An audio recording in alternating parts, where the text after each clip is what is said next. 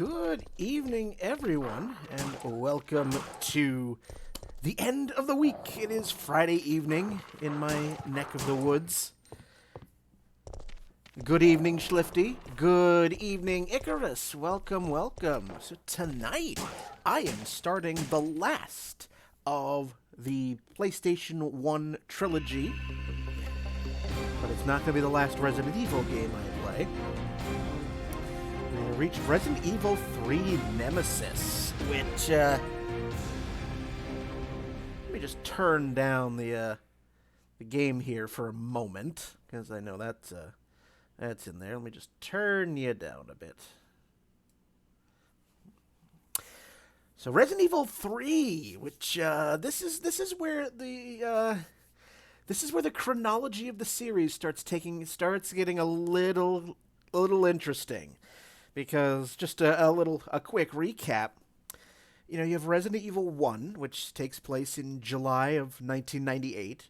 Resident Evil 2 takes place exactly 2 months after that. And you have Resident Evil 3 is spread out over 4 days. Ooh, 50% complete on the community challenge. Nice! Way to go. Way to go, indeed. But Resident Evil 3 is spread out over 4 days. The game starts 1 day before Resident Evil 2. And also, good evening, Live Deaths. Welcome on in. So yeah, the first half of Resident Evil 3 takes place 1 day before Leon and Claire and everything that happens in Resident Evil 2.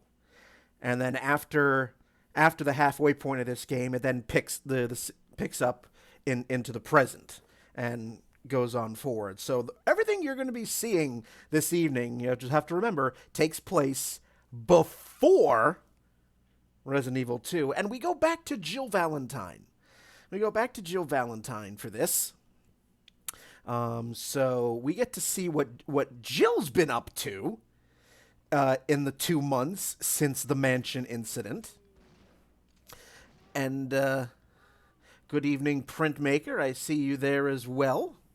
I'm going to get started momentarily. But Resident Evil 3 was released a year after Resident Evil 2, and it features some things that were not in the previous game, or previous 2 games, and also features one thing that you never ever see again in later games. This is the only game in the series which features something that Capcom calls live selection. So there are certain points in this game where something will happen, the game is going to give me choices, and I have to choose one of those choices. But I could only have a few seconds to make my decision, otherwise the game will decide for me. And if it gets to that point, you're going to be in a much shittier situation than if you just pick something. So, with that in mind, let us begin Resident Evil 3. Now, Resident Evil 3 only has 2 difficulty settings. It has a hard mode and an easy mode. There is no in between.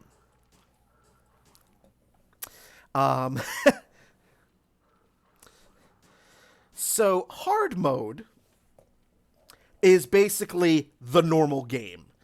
In the easy mode, what makes it so easy is that in the easy mode, you start off with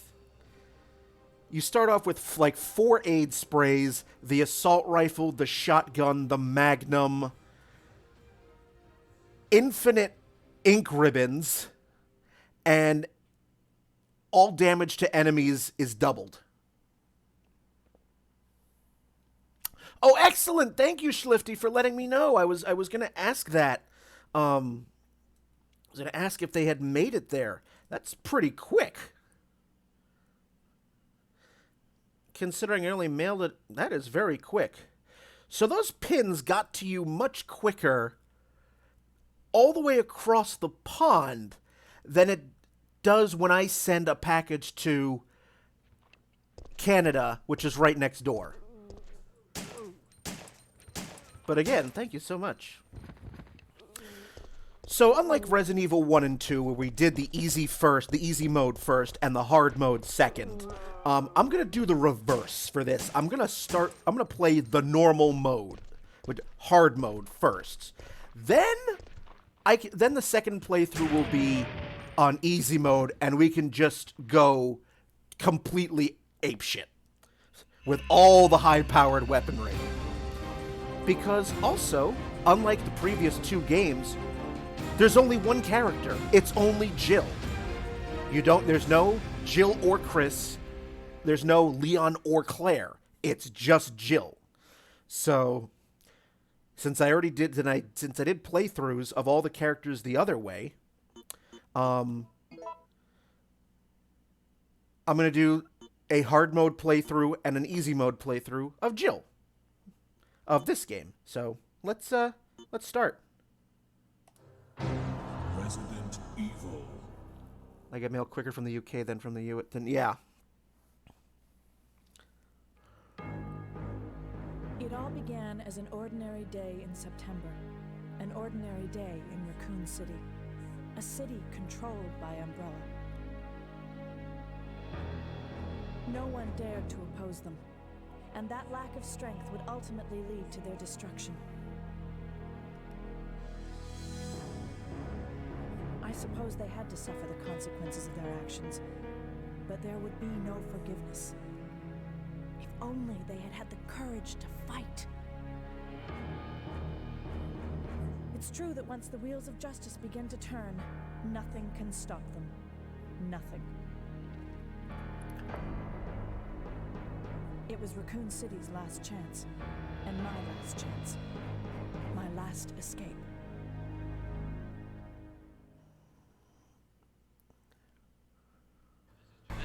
Delta, preparing to drop off at area E95070. Over. Friends. What are they?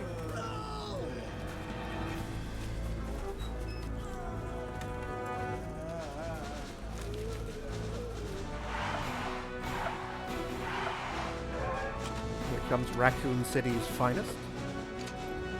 Again, day before Resident Evil 2.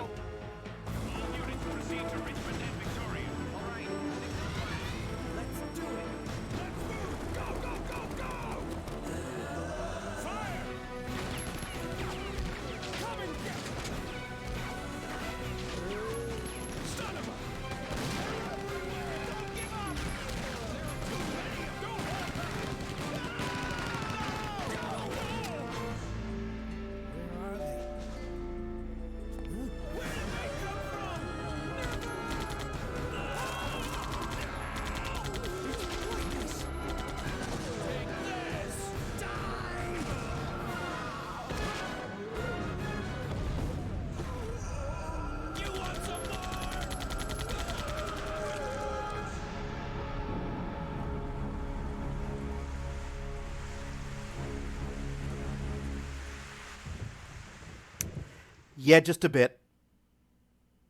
Farewell to my life. Farewell to my home. This is my last chance for survival. This is my weird comma last escape. All right, game on.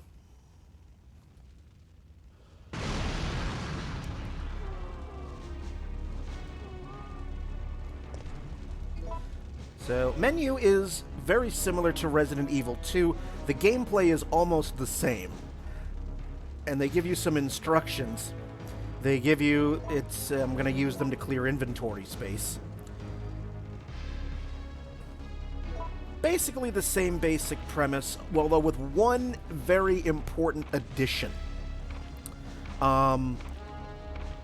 Jill has a quick dodge maneuver, which this was the first game in which that was instituted, and it becomes a staple throughout the rest of the series. This game also features something that is never seen again in any other game, and that's this fun little thing. It's the reloading tool. You make ammo in this game. I mean, you're going to find ammunition for handgun, shotgun, whatever throughout the game. But you also find certain gunpowders that you can mix and match to make your own ammunition. So you find gunpowder types A, B, and C. Thank you for the host, Schlifty.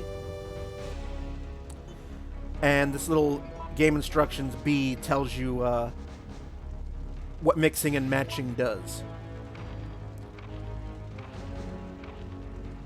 So it's like, if A is handgun bullets, B is shotgun shells, C is grenade rounds, A plus C, then you know A, whatever combinations of C gives you grenade rounds, and if you combine 3 C's together, you get magnum bullets.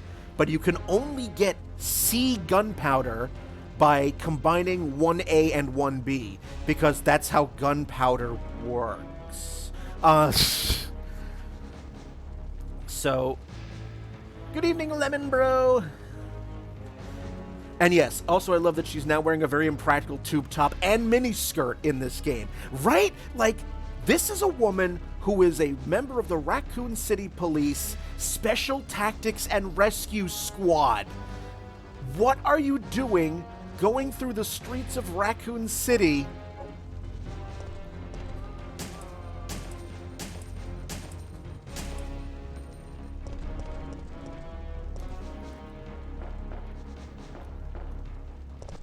Oh, and a hoodie. Uh-oh. Lot.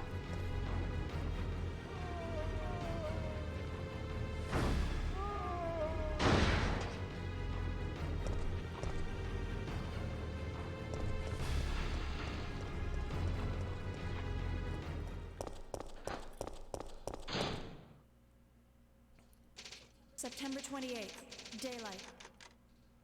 The monsters have overtaken the city. Somehow, I'm still alive.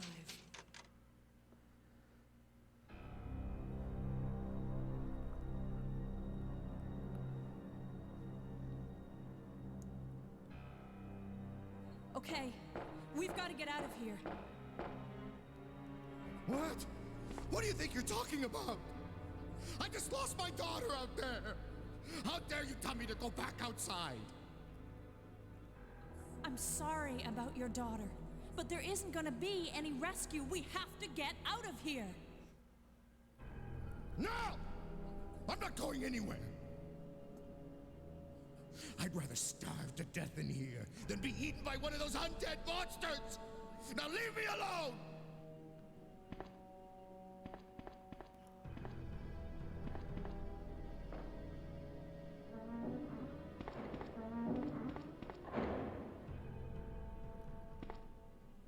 Told you! I'm not leaving! Never! Just get away from me. Did she get caught by zombies on her way to her party or something? No, because you saw her in the opening cinematic. She was dressed like that, sitting on her bed loading a gun. I mean, obviously we know why Capcom decided to go with that option. And, me being a 14-year-old boy when this game came out, and with the sudden, the massive sudden libido of wanting to fuck anything with a pulse. I mean, 14 years of age, I'm like, hey, hey.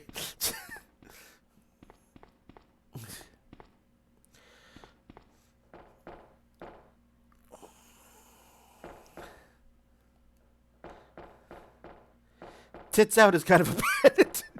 I know!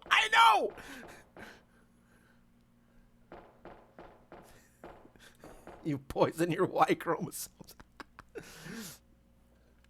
I mean, yes, Icarus, I get it. It's absolutely impractical. She's a police officer. Why doesn't she get, like, why doesn't she dress as she did in Resident Evil 1? With, a flak jacket and... I get it. So, we are getting the gunpowders right off the bat. You get 3 gunpowder A's. 2 of them, not 3. Easy mode, you get 3. We're going to combine them, and we're going to combine them with the reloading tool, and suddenly 35 bullets. 35 more bullets, which is going to come in handy pretty soon.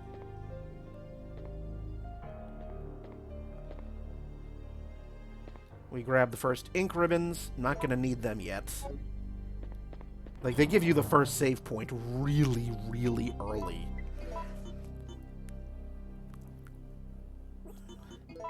And I don't need the reloading tool at the moment because I'm not going to find any more gunpowder for a while yet. But I do need the warehouse key.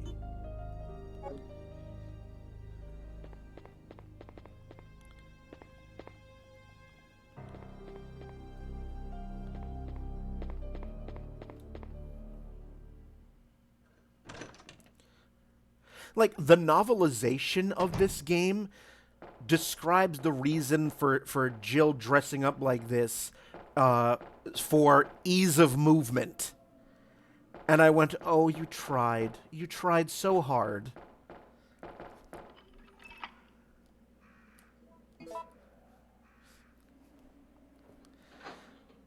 But yes, now we are on the mean streets of Raccoon City here.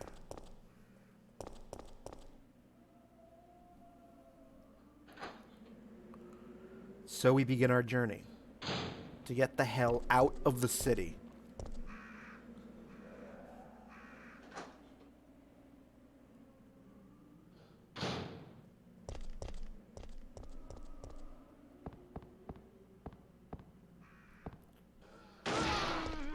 Oop, somebody ran out.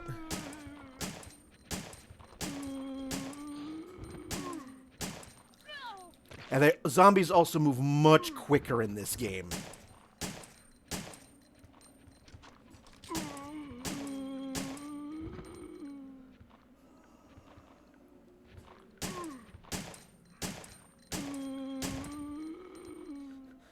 How you know this game was made by men?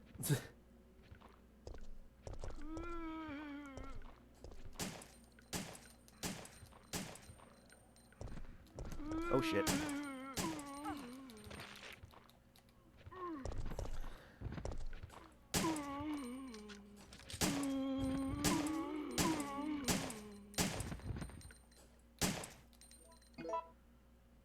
I'm still fine. We get the lighter oil, and we also get the shotgun. So we get our shotgun. He is lucky he died before his guts were ripped out. Cases of drinking water.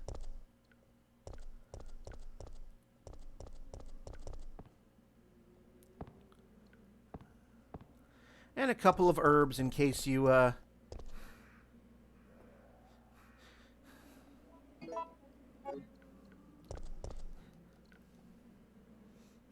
It's probably a skort. Yet zombies are a little smarter in this game. They move a little bit quicker. This game, they figure out how to climb stairs. It's like if you've ever watched classic Doctor Who, it's like the evolution of knowledge of the Daleks. Like,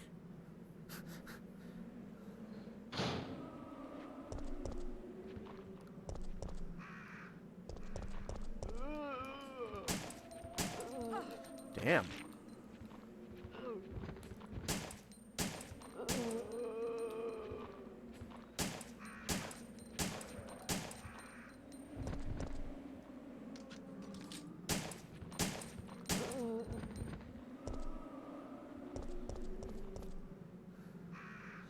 Passage is blocked off.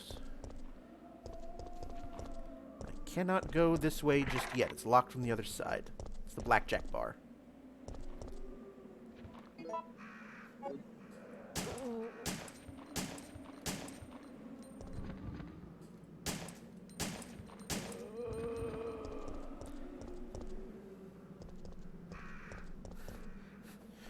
Redeem hydrate. All right.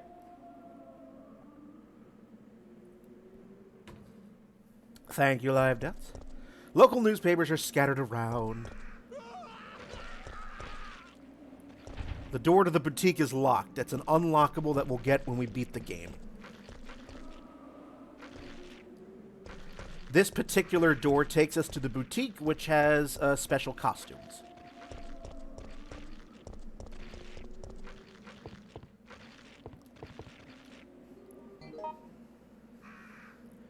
Cool, sure, thank you.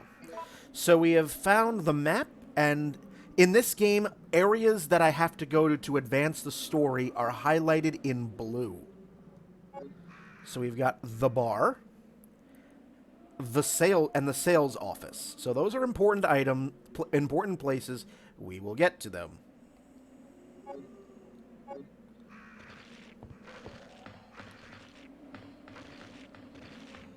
Yep.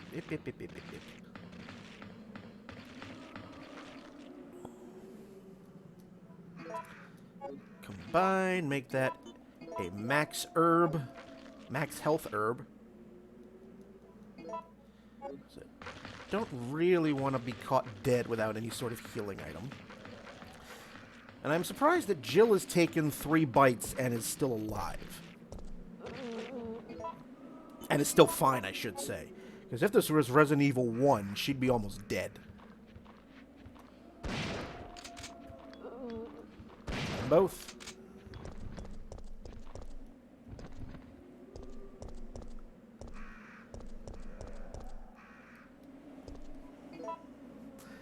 I wouldn't be caught in brown boots without it. Yeah, like, the knee-high boots, the mini skirt, and the tube top, just... Again, you're a police officer, Jill.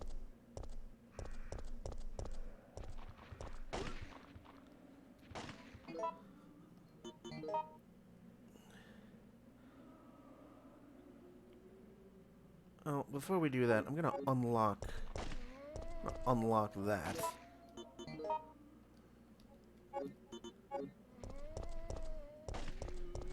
There we are.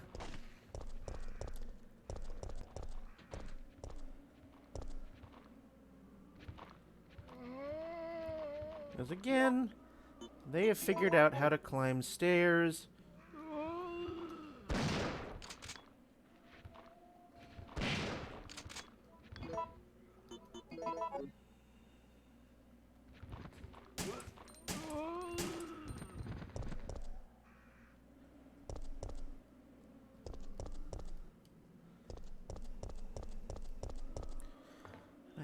There was something here. Yep, more ink ribbon.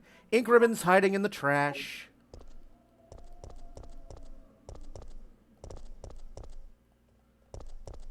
Umbrella announces a new miracle drug. It will make you look and feel 10 years younger.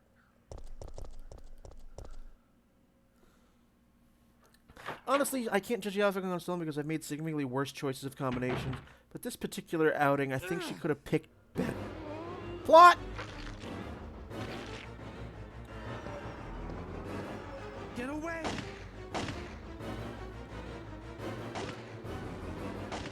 Not gonna bother shooting. Let him do it.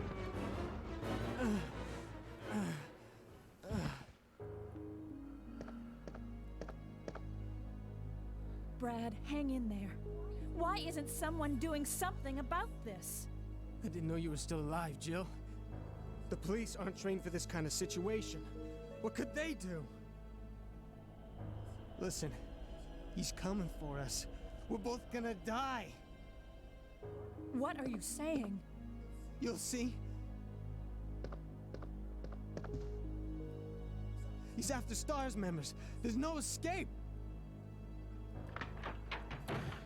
So that's Brad Vickers. You saw him very briefly in Resident Evil 1. He was the helicopter pilot that chickened out at the beginning and returned at the end to grab our heroes.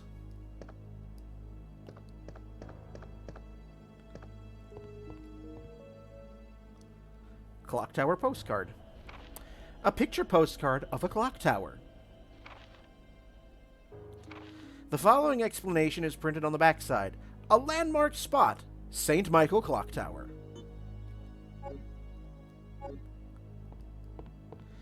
If I remember correctly, Yep. Because that's what you find always in a cash register is handgun bullets, right? Right?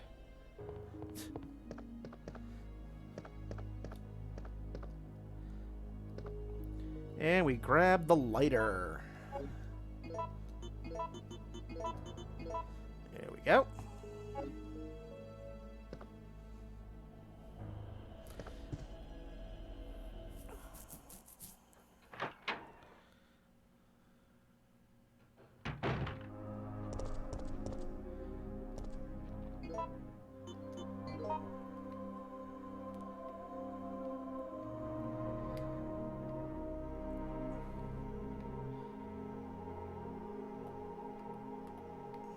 Okay, yes, now I remember where we go.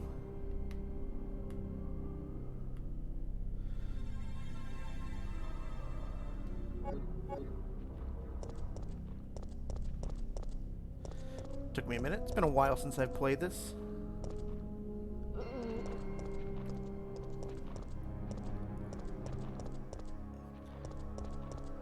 It's like I have to remember that this is still... Toilets are a better location for guns and ammo. Still not bad as Barry and his rope. Seriously.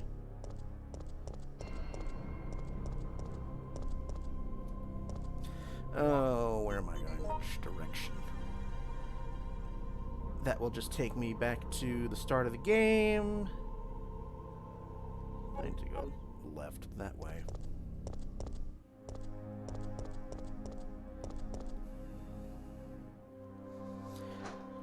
Yes, obviously toilets are a better location.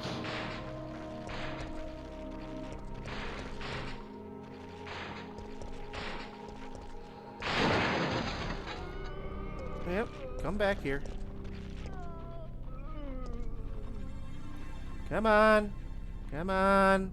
Come on. And... there we go.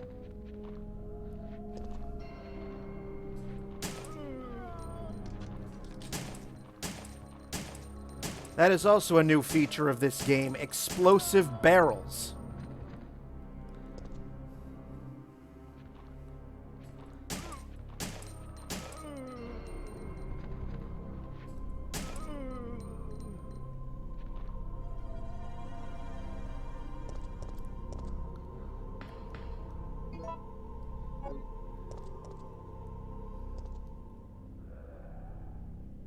Photo A. The policemen are pressing forward. It's dated September 27th. So this happened now yesterday. So at the very, very start of the game, when Jill had that one right at the very start. So this was yesterday. So that was 2 days before Resident Evil 2. We are now on September 28th, which is the day before. His flesh was apparently bitten off or devoured. Yes. And now we have a final... we have a second full health. And what do? It's been bound tight with rope and won't open. But the rope, for some reason, seems to be soaked with oil.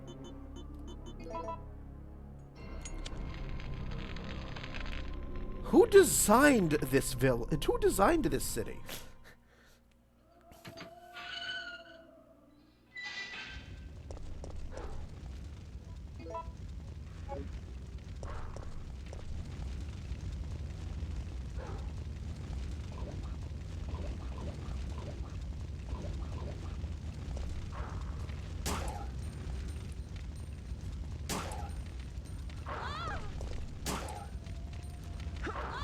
Still got me.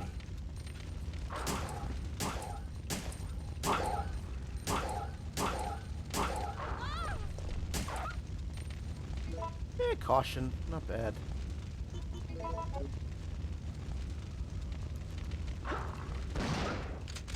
There we go. So I will have... oh, bloody stupid Johnson. So we have a fire hydrant. If I had a fire hose, I might be able to extinguish the fire. So that way goes to the sales office.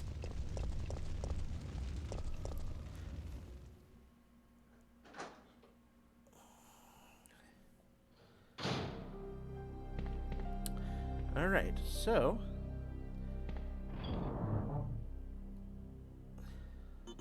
let's put one of these away. Let's combine these. Let's do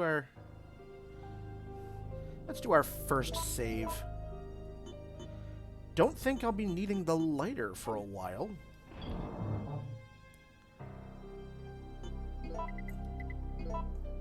But I will need that reloading tool.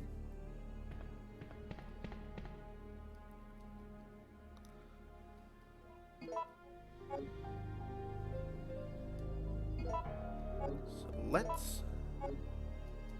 let's immediately create some handgun bullets.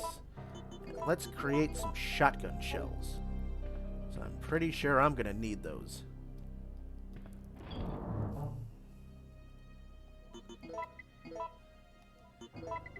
Ink ribbon. An old typewriter you can save your yes, let's use it.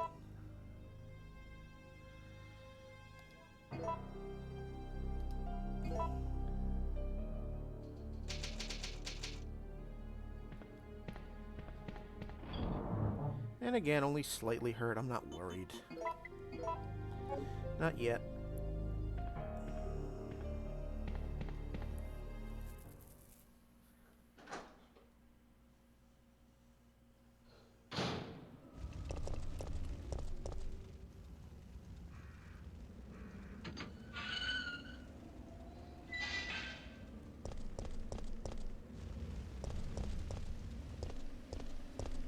I don't think I can go this... No, I can't go this way yet.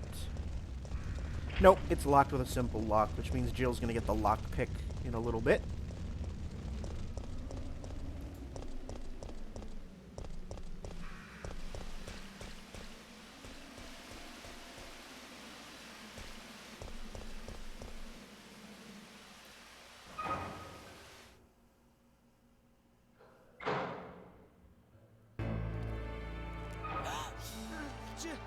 Jill! Brad! We've got to...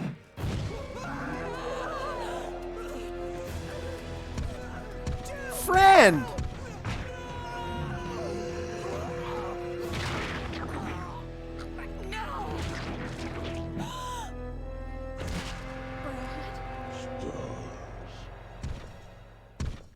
And here comes our first decision of the game. Fight him or run.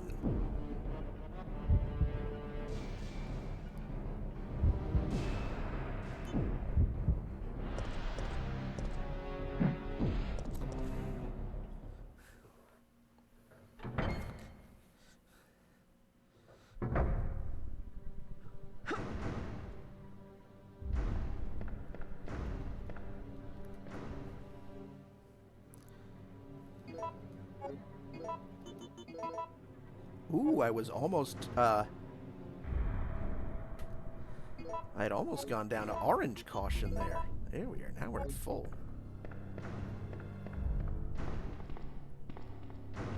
So remember this fun location? Statue of the Flying Goddess. That's a much different text.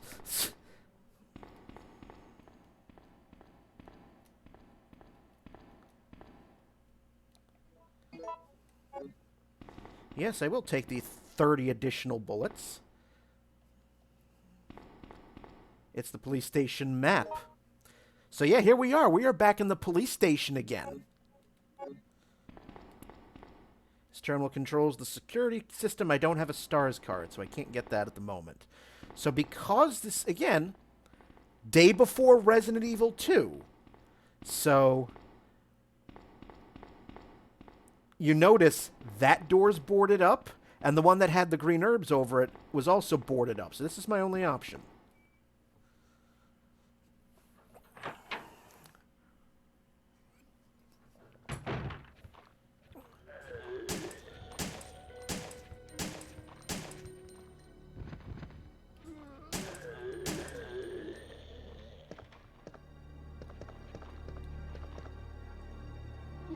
Someone has made quite a mess in here.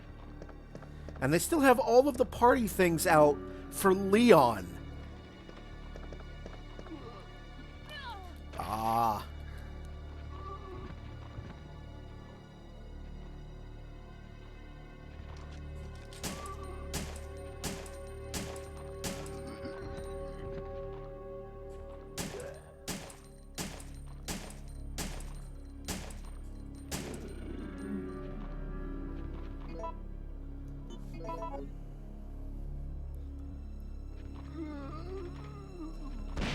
You're out.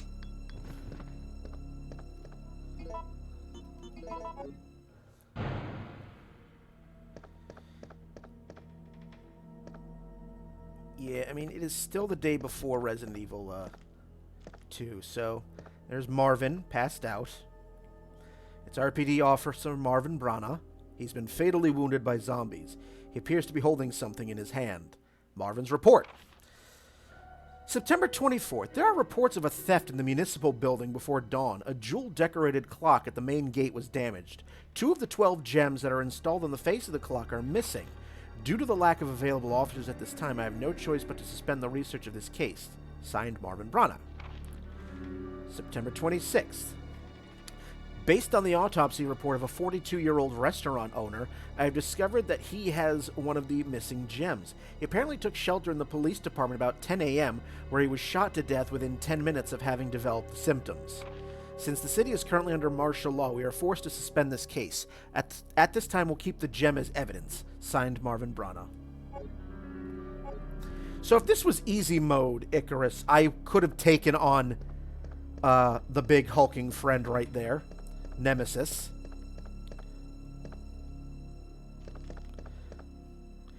Because every time you drop Nemesis is kind of like the Mr. X character. And you notice how they do that in Resident Evil. Resident Evil 1, we had the Tyrant as the final boss. We had Mr. X, who got dropped into the city during Leon's game. And now we have a third Tyrant. We have Nemesis.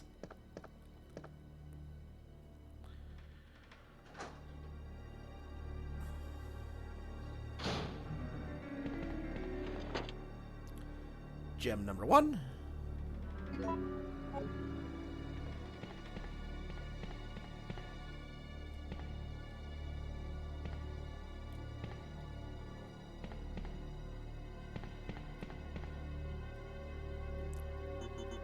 I don't have the combination yet.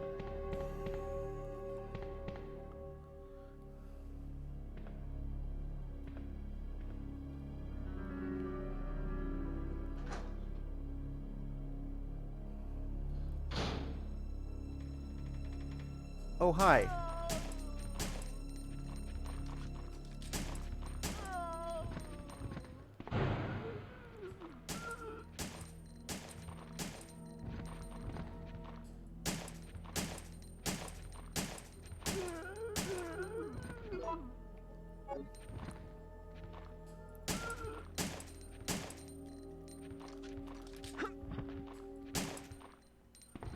There's that dodge maneuver I was just telling you about.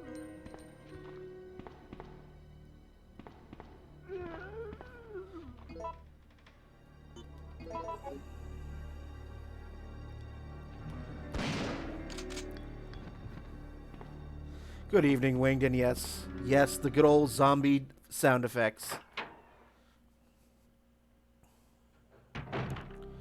Also, in this game, location at where you shoot actually matters. It'll take more shots to shoot a zombie below the waist than it will be to above, so we start doing that as well. As also, David's memo.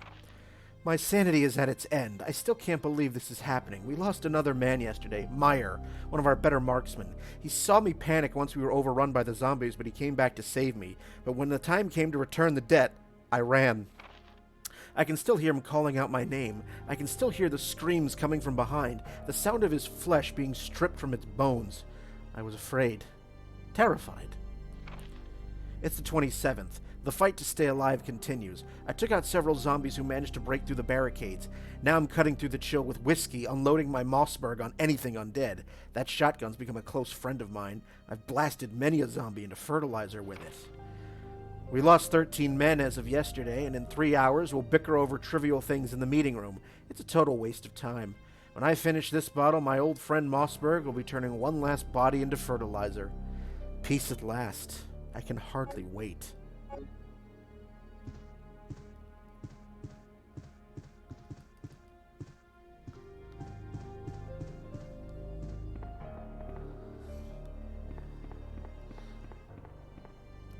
Nothing suspicious. Nothing. Nothing. I don't need you yet. So we'll put you back in here.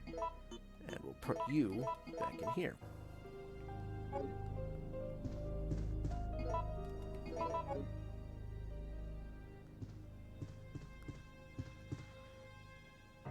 Gunpowder A. Which, for the moment, I'll keep in here.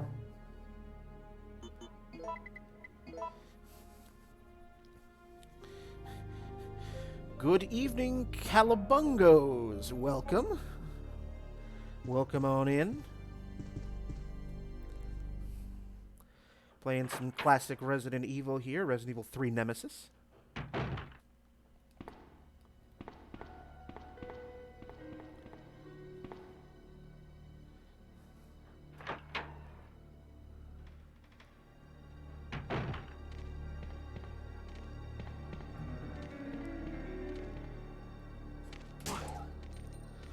Good, good. A couple of doggos.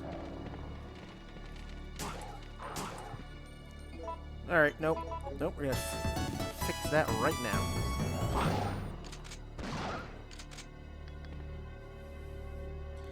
Yay! Thank you for the resub, Winged 41. Beautiful.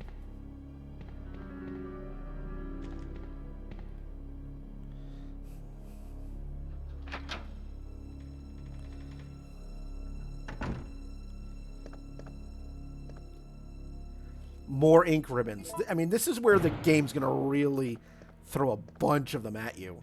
Right here. Stars card. Yes, good, good. I need that.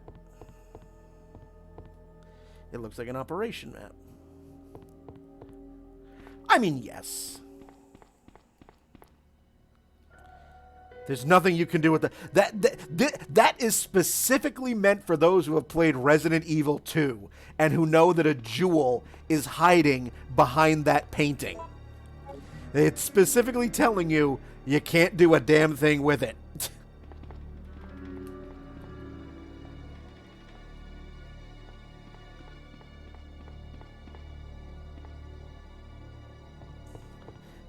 You can't do anything, so don't even try it.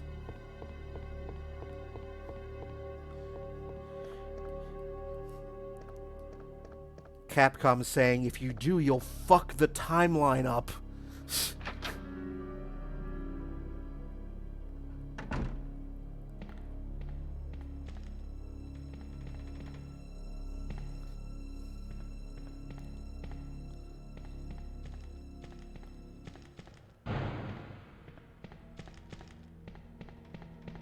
And that area is boarded off as well, so...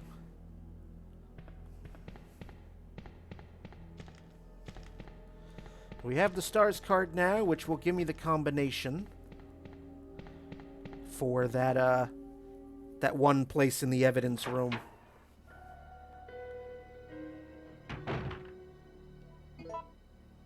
So we have to go back the way we came. Unlike Resident Evil 2, where we spent the first half of the game in the police station, that's not going to be the case here.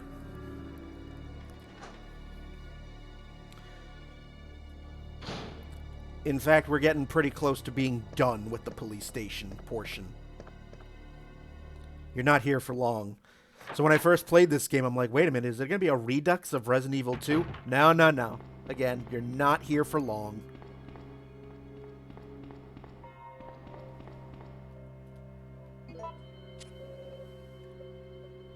Due to the emergency, the key to the STARS office has been moved to the evidence room. The password is 0513. And you still have the STARS card. Let's get that last green herb. Because once we are done here...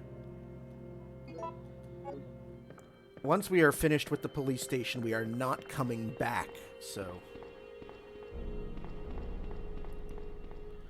Also, the liquors haven't found the police station yet, so there won't be lickers here.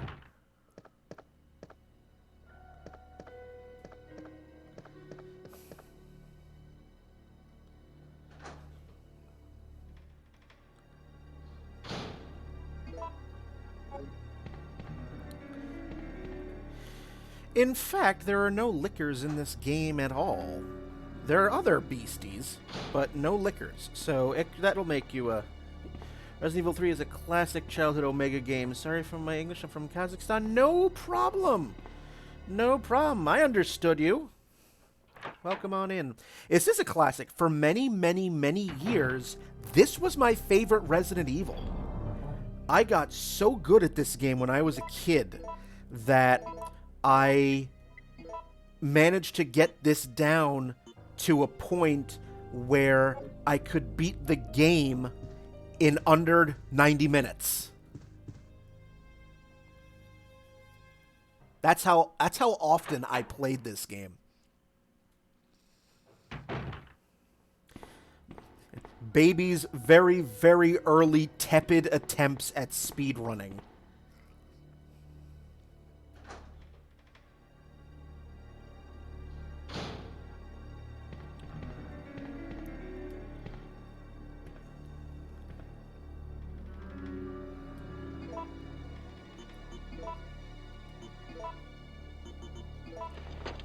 And that gives me the STARS key.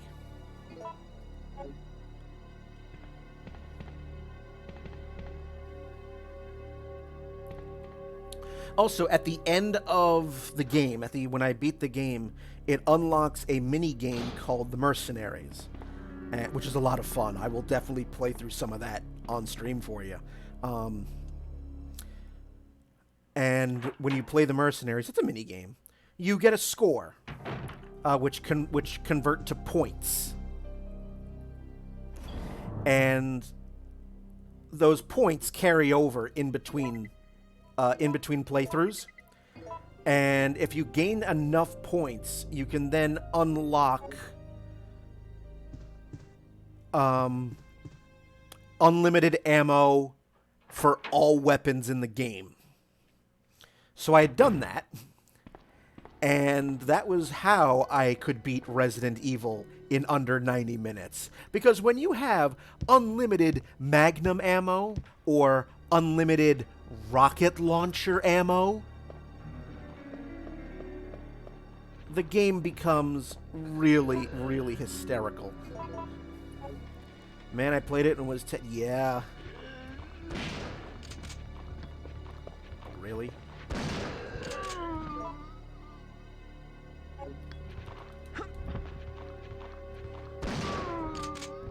You're out. Didn't want to do that. But you left me no choice. We also don't have the statue of a god holding up his soul. Again, different writing, and those weird statues that I have to move aren't there. Yeah, this game came out, Calabungos, this game came out when I was 14. And, oh, so good.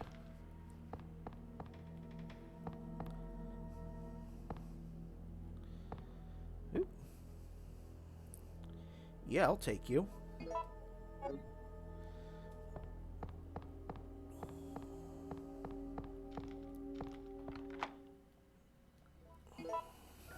A multi-headshot. You can do that in this game, Winged. Just it has to be under very specific circumstances, but it can be done. It is possible. Yes, I see the shiny thing. You take the first aid spray.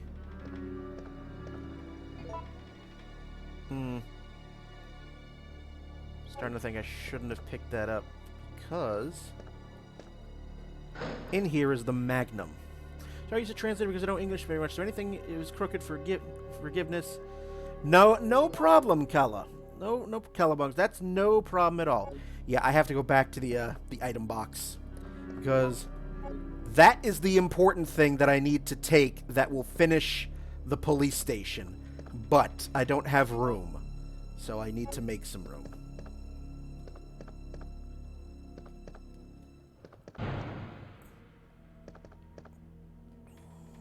the desk of Wesker, Captain of Stars.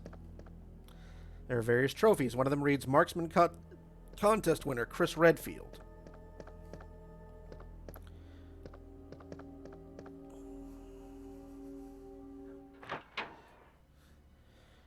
No problem at all. But yeah, I have to go back because there's stuff I need to drop off now.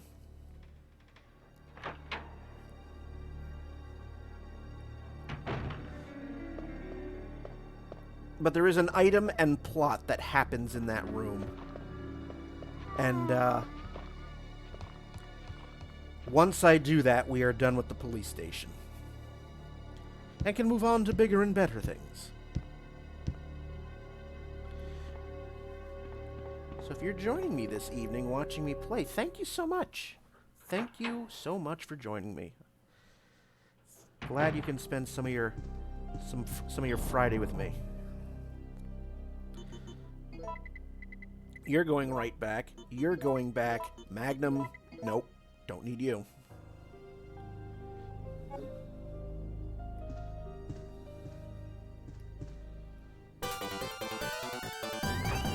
Thank you for the follow, Calabungos. Thank you so much.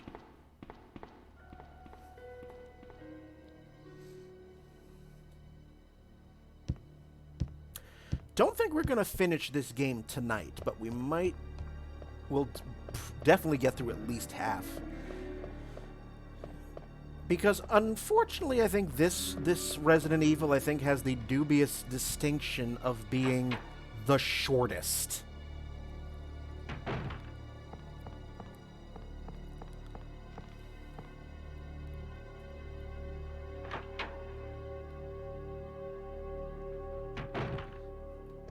Alright, so we got the Magnum. We got the lockpick.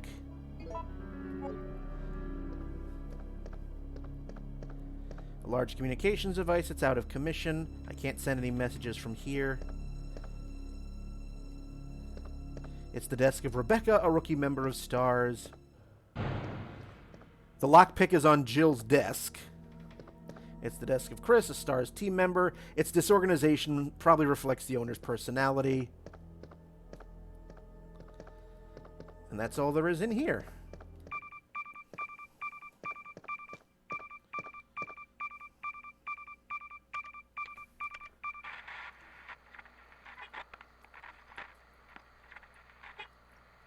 No.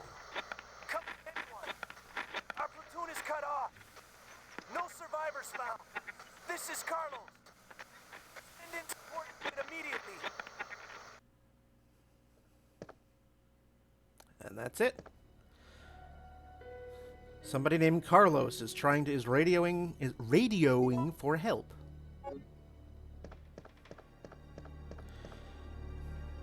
And that's it. Now we can leave the police station. Because that door at the other end of the road, the other end of where the police station is, said that it's unlocked with a simple lock. Well, we just did all of this police station stuff to get the lockpick.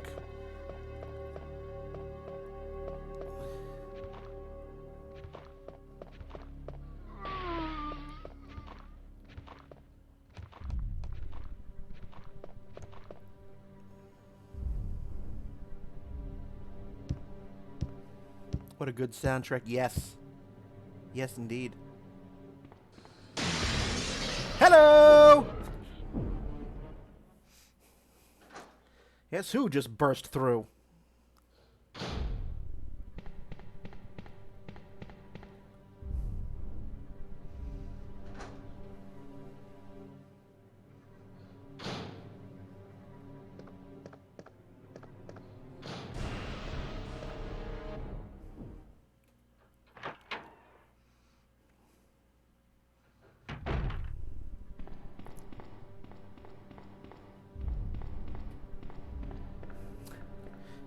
No bad, go away, pecan Satan.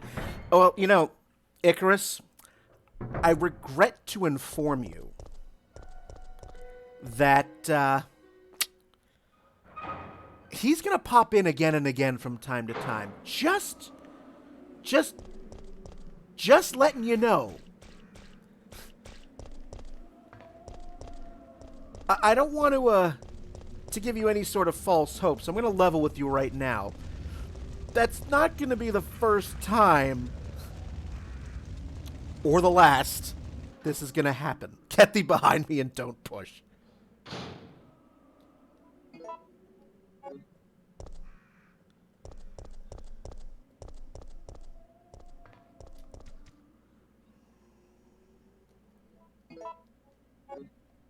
He is holding something. Mercenary's Diary. September 1st, following 6 months of intensive training, my body's edge had returned.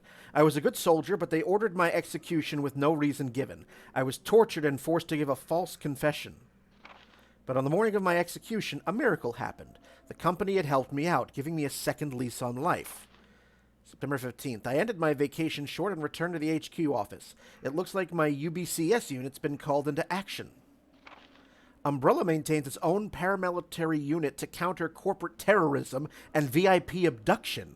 In addition, they have nightmen who specialize in handling problems caused by illegal products. I'm currently a member of the latter.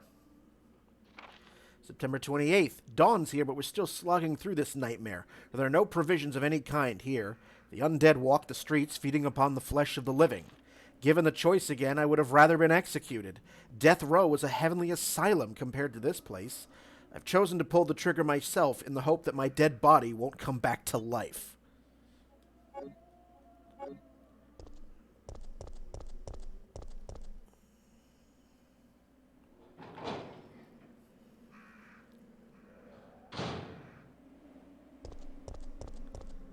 And there's the aforementioned fire hose,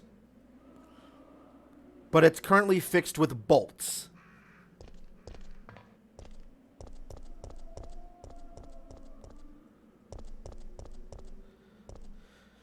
Well, the game is giving me blue herbs. You know what that means. For those of you who have been watching me, I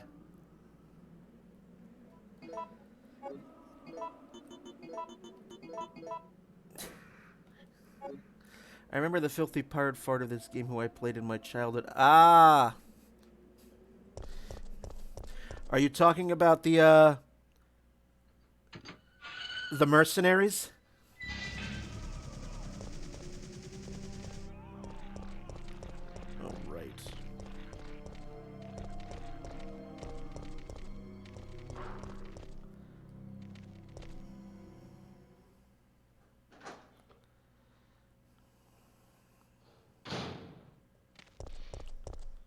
So many frickin' doggos. Well, I've got the bullets now.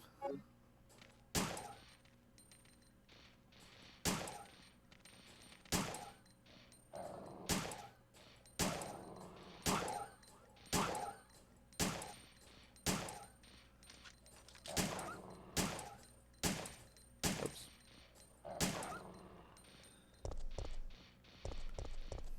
It seems to be charging the battery. Will you take the power cable?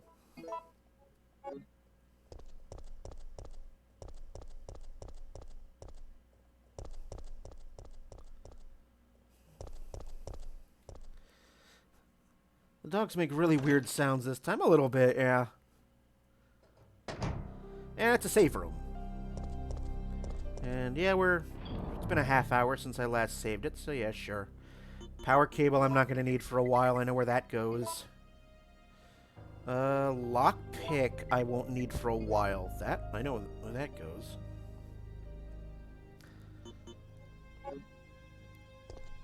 There's an ink ribbon. I'll take you.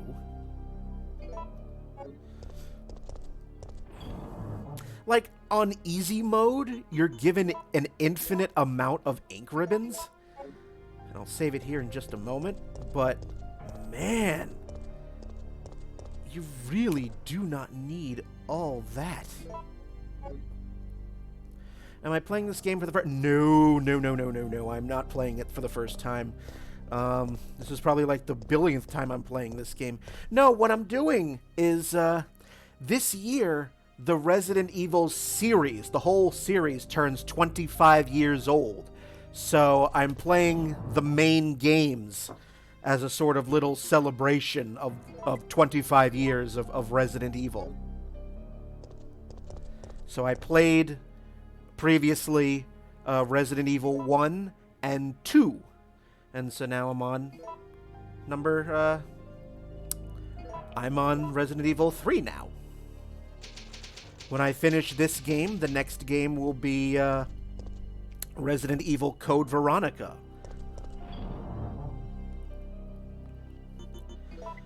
So the remaining games that I'll be playing is Resident Evil Code Veronica 4 and 5 after this. Alright, we've saved it. Let's move.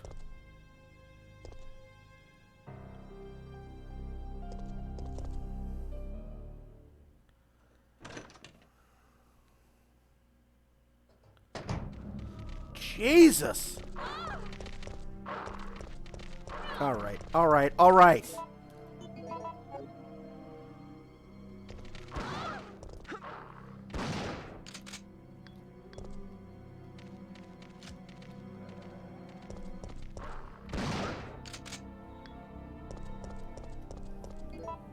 Jesus.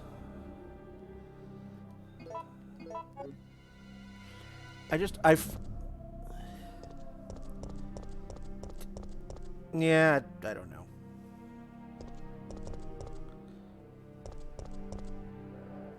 My God.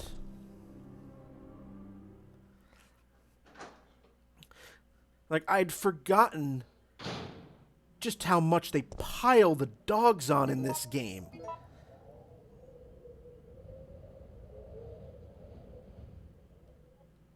We've got the downtown map now.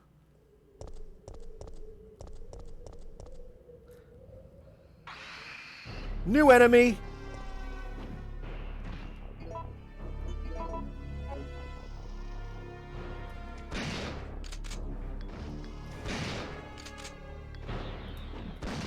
Ooh.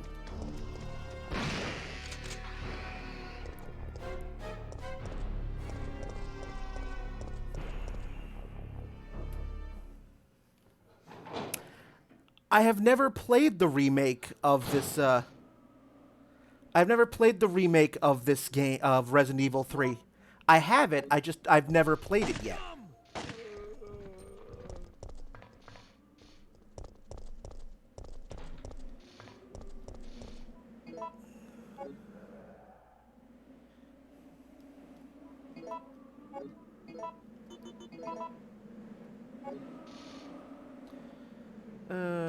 Let's see. Nope. I'll take you, but I know I don't need you yet.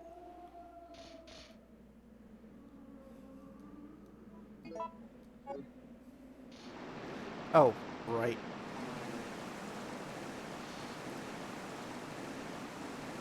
And because this is PlayStation 1, it will not let me go through the very, very offending water because it's electrified. It becomes electrified and you can actually hurt yourself. So.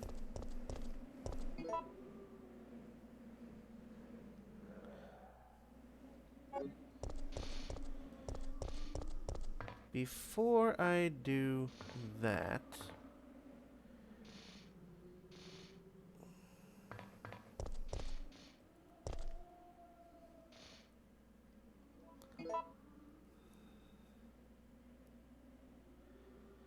I'm trying to think of where my item boxes are. Oh, I know where they are. Okay.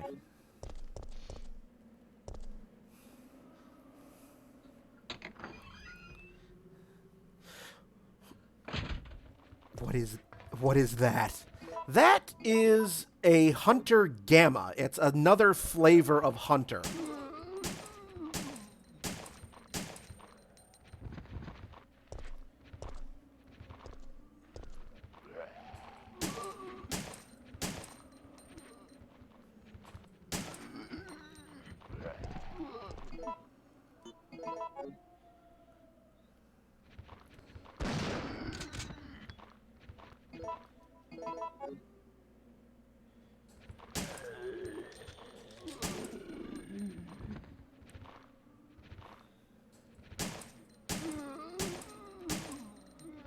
Oh, Jesus.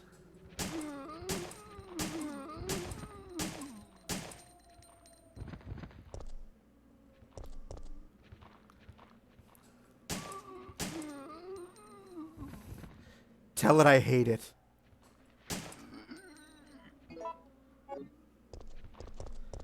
That takes me behind the restaurant. Which, whoa! Caught me on the reload.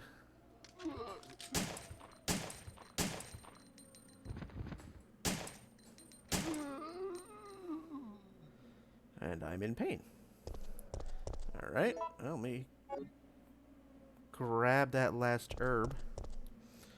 Actually, no, I don't need it yet.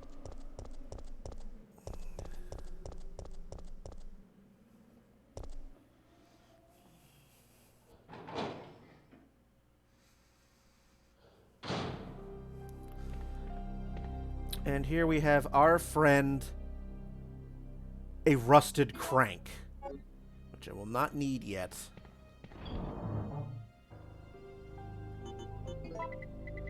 I already have a green herb in here. That's right. I was smart.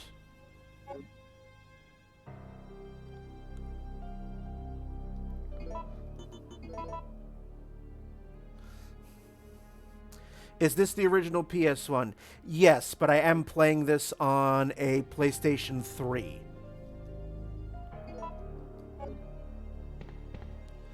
I downloaded this from the PlayStation Store. So don't need the ink ribbon yet, but there's a place I want to go before I go to the restaurant.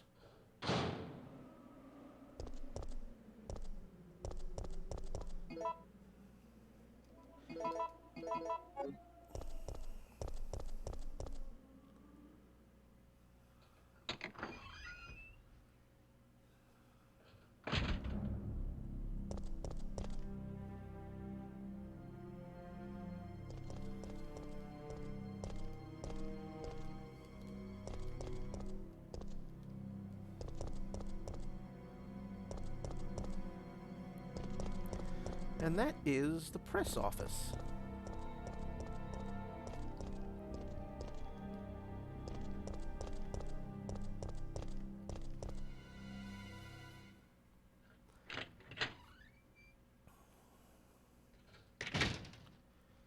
There's an aid spray, which...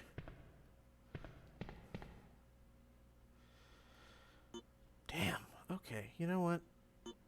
Yeah, take that. Take that. I'll go back to the item box because... God damn you. Photo B. A close-up shot of a zombie. I like how this is the last thing the photographer saw. It says, "Scoop!" on the back side. Scoop, there it is.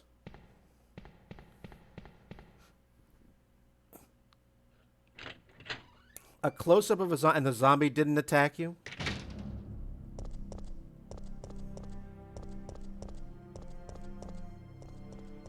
Alright. Back to the item box.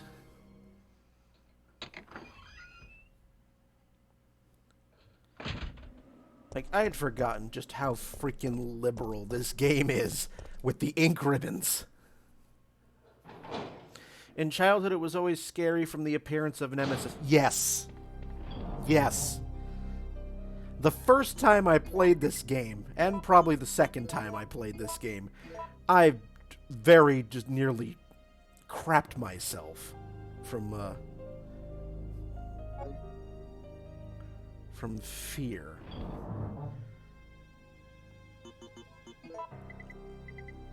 I'm gonna replace you with that because I don't need you, but I know I'm about to find that second gem.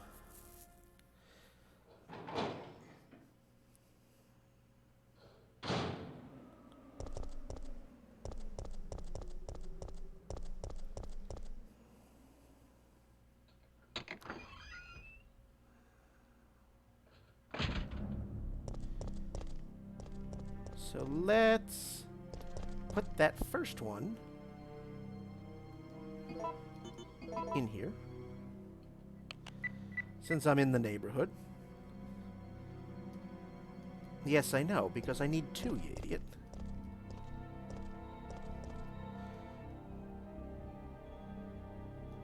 Yep. Like, this game, if you haven't noticed, even an hour and some in, even just over an hour in, you can see, you know, Capcom starting to shift the series a bit more toward, like, sort of more of an action-y feel. Like, there is still a lot of the classic Resident Evil, obviously, the classic Resident Evil gameplay, but Capcom was starting to make things starting to go in a bit more action-y. Music always accompanied it, and it was, yes, I agree. The soundtrack, thank you, Door. The soundtrack is probably one of the best things about this game, to be brutally honest.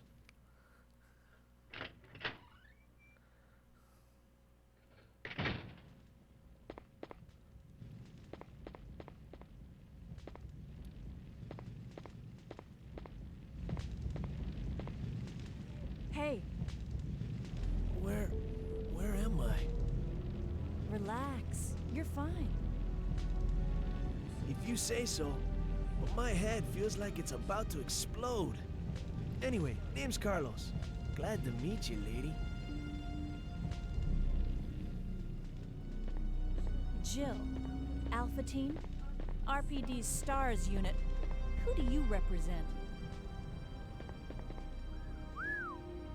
Stars, I see.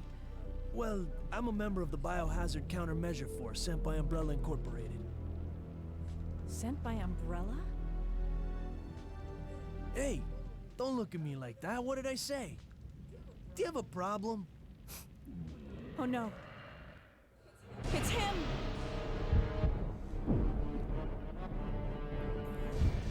Jump out or hide in the back. See ya. Come on!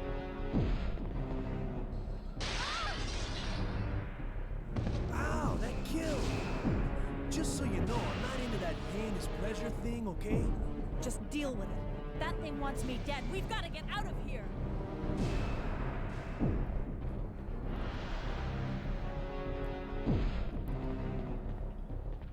Two red herbs. All right.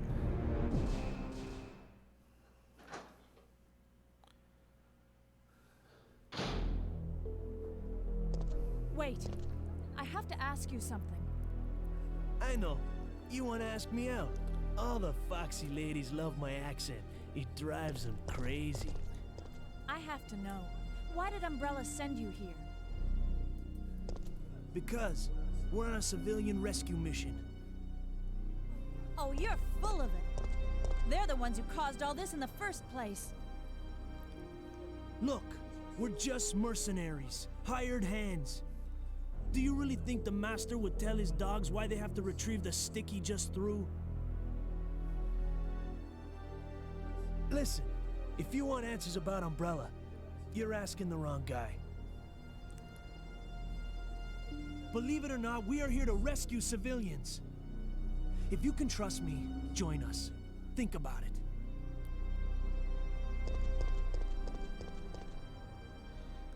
Okay, the problem, however, is that there's an important item I still need, and it's in the goddamn press office. So this is going to be interesting. Knowing that he's still in there.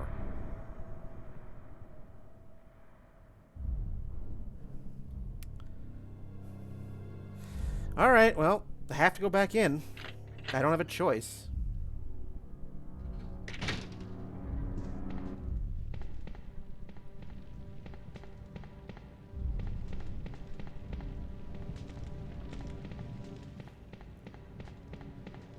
So this is going to be fun.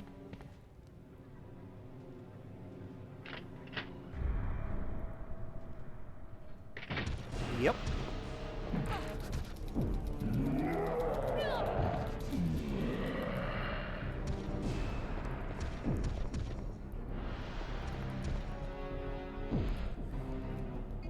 I mean, not the important item that I had in mind.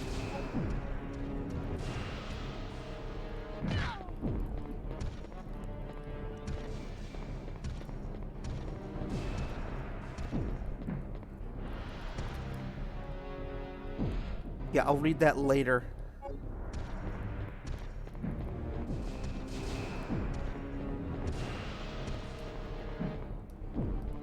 Where the fuck is it?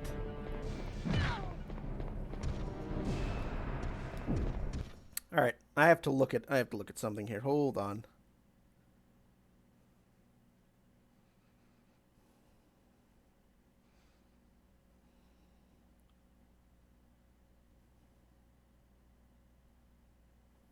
Oh.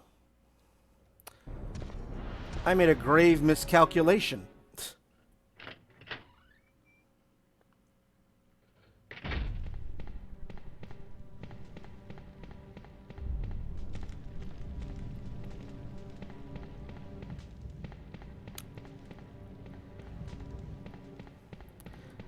So this game moves items around on you with each playthrough.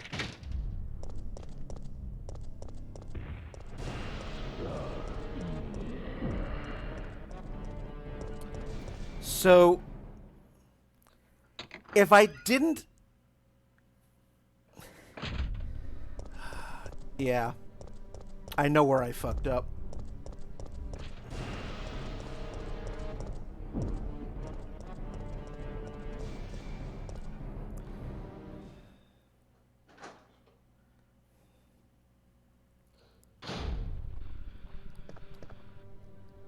And I need the frick... Oh, god damn it.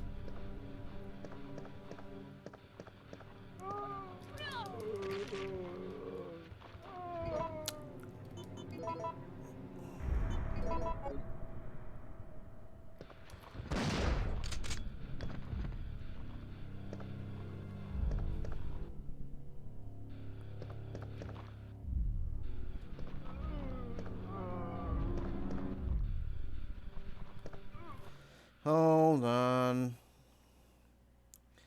I made a miscalculation.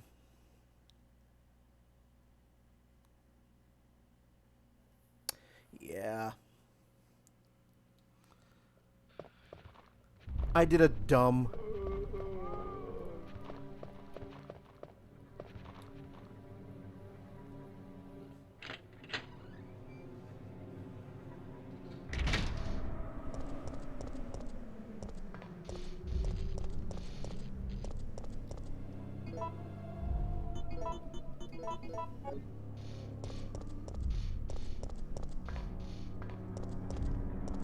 That's okay.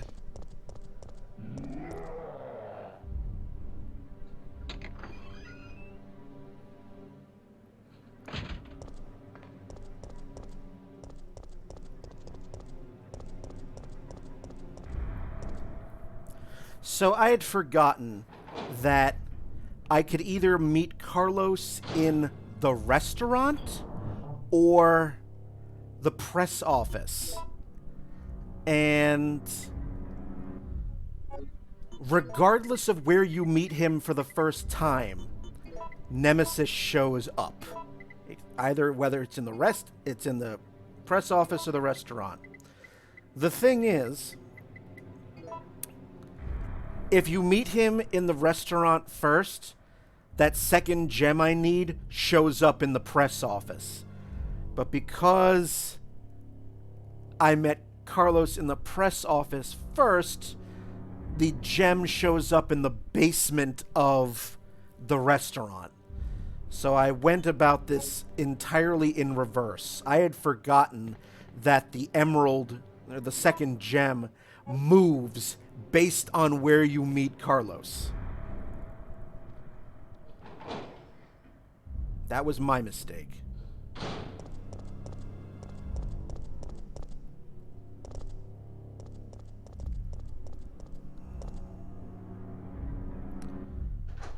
Nemesis is an asshole.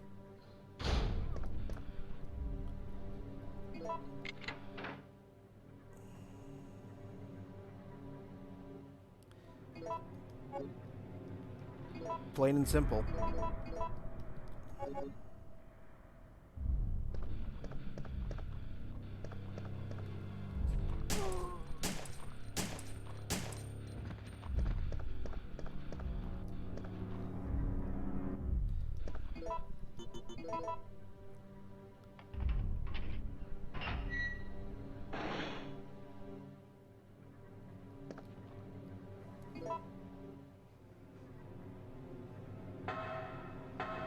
That's alright. Just results in me blowing...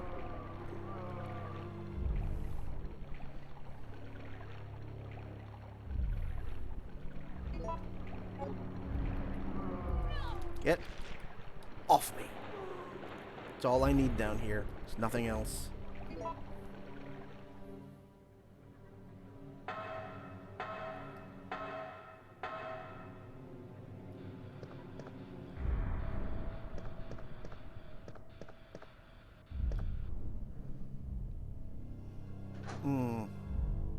That was annoying.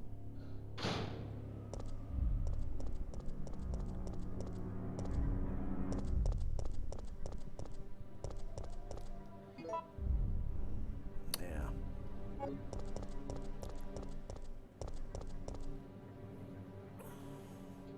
Ah, well. There he is. I was like, wait a minute.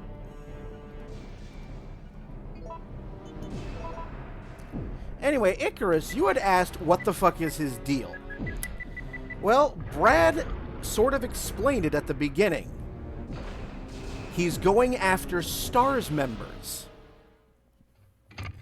And if you remember from Resident Evil 2, Umbrella is trying to do everything in their power to kill those who survived the mansion. So that would be Jill, Chris, Barry, Brad, and Rebecca.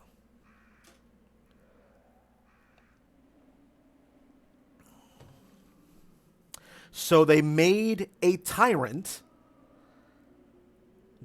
They made a tyrant and genetically programmed him to kill only the STARS members.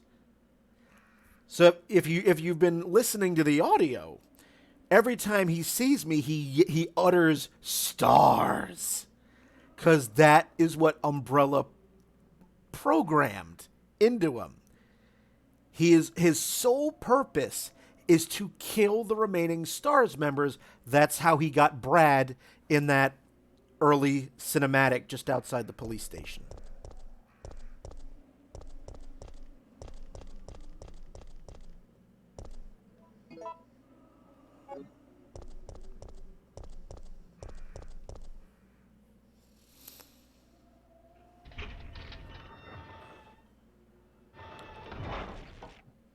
And that is why he is after Jill.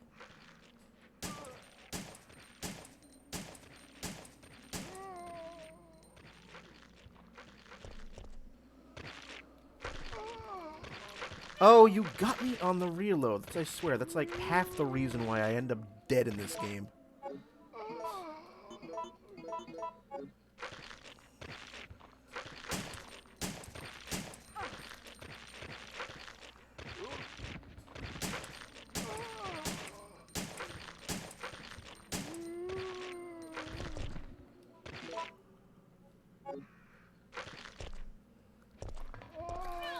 Really? Really? Really, PlayStation controller? I'm gonna seriously just run right into him? Great. Thank you. Thank you for that.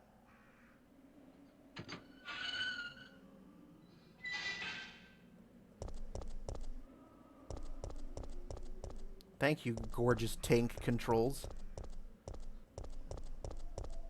But a couple of herbs here will set me right.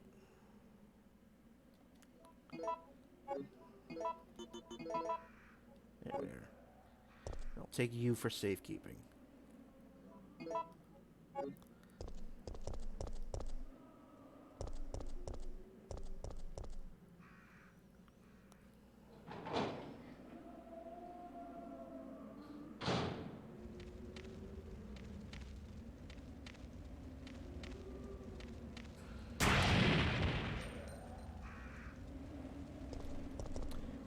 No! No, no, no!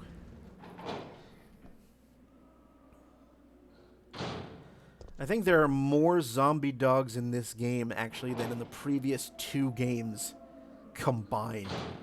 Like, really. They just lay it right the fuck on you. That's what I wanted to do in the first place. Thank you. 14 shotgun shells. Beautiful.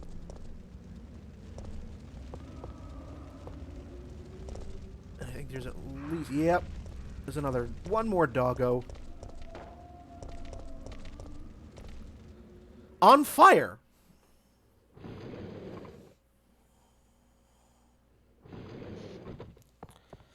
So this is the fetch quest that I'm going to have to do to get to the next major area of the game. We've got the mechanics memo. I know that you're intimidated by your new job, Kevin, so let me tell you how to make sure that you and your trains get along just fine. You see, these carriages were made in 1968 and then imported from Europe. Sometimes they get rickety, but they still work because they're simple, stubborn, and strong. We can always depend on them. If they have a bad day and they're malfunctioning, you'll need to take a good look at their circuits for any trouble. Once you discover what's wrong, you'll be able to fix it easily. I feel like I should be reading this in like a New York City accent. I know that you're intimidated by your new job, Kevin, so let me tell you how to make sure you and your trains get along just fine. You see, these carriages were made in 1968 and then imported from Europe. Sometimes they get rickety, but they still work because they're simple, stubborn, and strong. We can always depend on them. If they have a bad day and are malfunctioning, you'll need to take a good look at the circuits for any trouble. Once you discover what's wrong, you'll be able to fix it easily.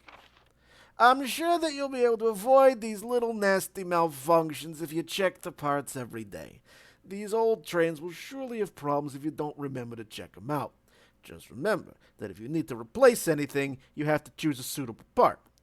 When I say suitable, I mean that even if you can't find another original part, you better find something that works good enough. Even with regard to oil, you must always prepare good quality oil for these trains. Never forget, Kevin, that a man may betray others, but a machine won't.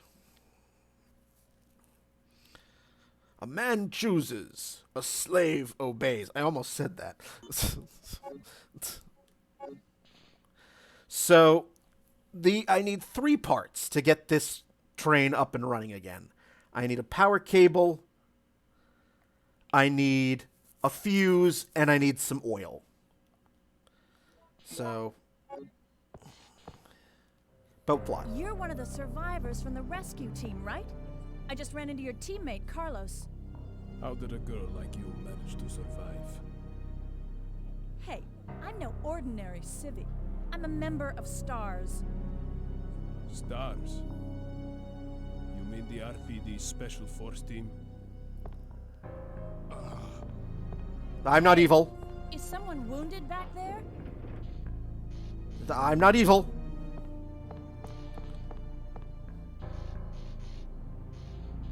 Oh, this looks bad. They're coming. Get ready. Fire. Fire. Stay together. Calm down. You're safe now. Everything is gonna be okay. You sure about that? A very, very injured dude. Another sketchy dude. We'll find out who they all are in just a moment. So, Jill, did you decide to help us out? It looks like we're the only ones who survived. We should work together.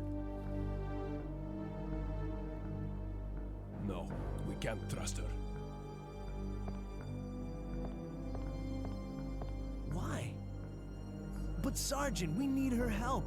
Our unit's down to you, me, and Lieutenant Mikhail. That's it. And Mikhail's hurt bad. If we don't cooperate, we won't be walking away from this mission. They must think no. Fine. Then let's go over our plan. We're moving to the clock tower area, which is the designated landing zone for the extraction chopper. Once we get there and give the signal, the chopper will fly in and pull us out. That's a lot of ground to cover. I don't think we can make it on foot. The main problem we have is that the landing zone is cut off from here by the fire. So we have no choice but to use this cable car to navigate through it. Fortunately, we can also use it as a moving shield to get us through the worst areas. That works for me. Good plan, sir. Okay, people, let's get moving. Jill, put this on.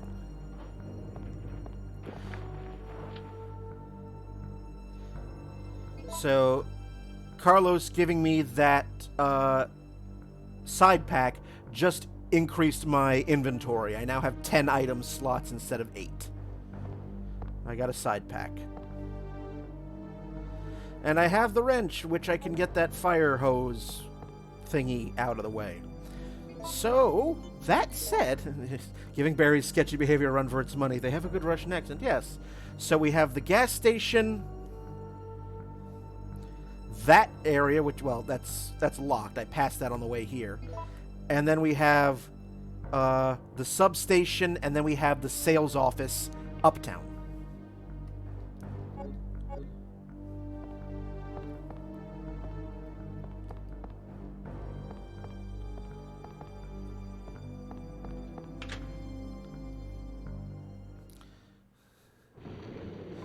Thank God she has pockets to make up for all of her. Yeah.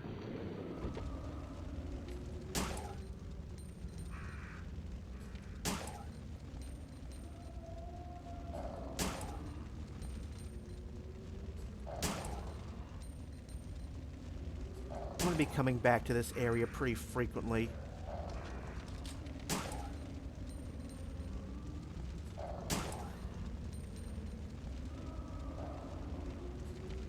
There we go. I'm going to be coming back to this area pretty regularly. I don't want to have to deal with more doggos. Thank you very much. But I will probably need a replenishment of handgun bullets before long. So let's move there. This game came out in '99. That is correct.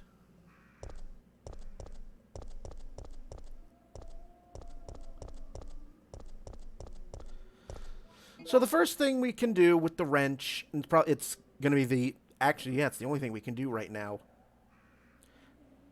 is go to the sales office. That'll be the first.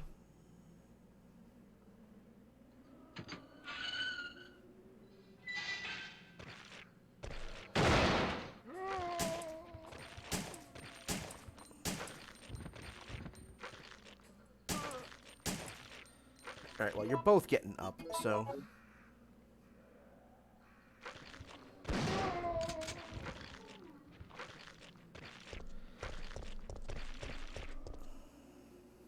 Ooh, gunpowder B.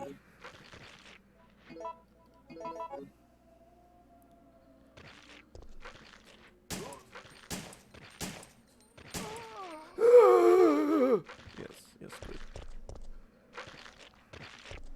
Yep, let's get rid of you. Now that I've interrupted your meal break.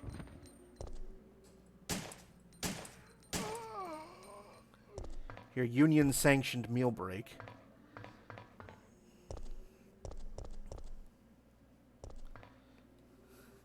Explains the particular fashion choices. I mean, dudes, man. We've gone from cow noises to old man fall. Yes. Basically.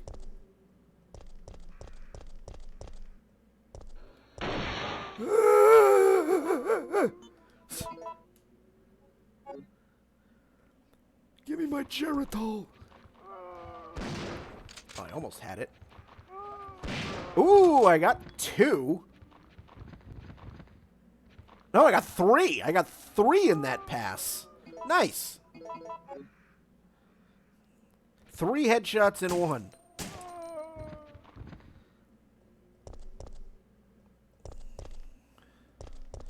So I need you.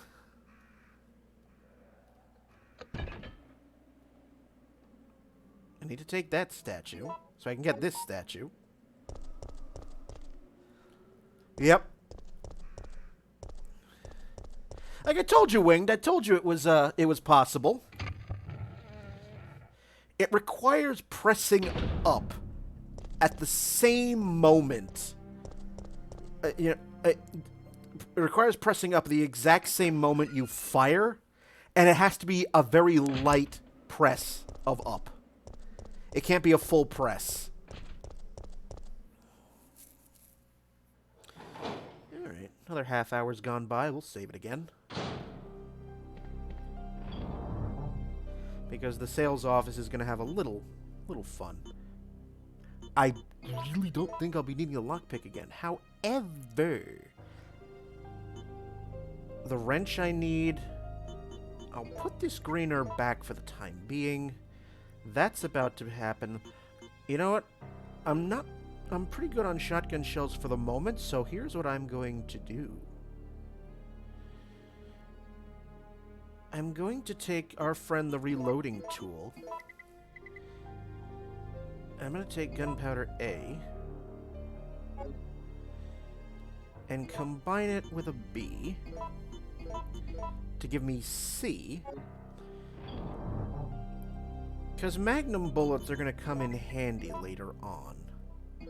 And I am going to take both A's here.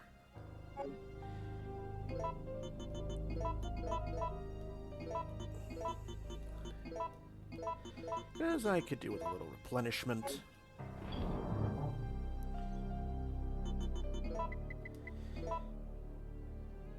And yeah, I said I was going to save it, so let's save it.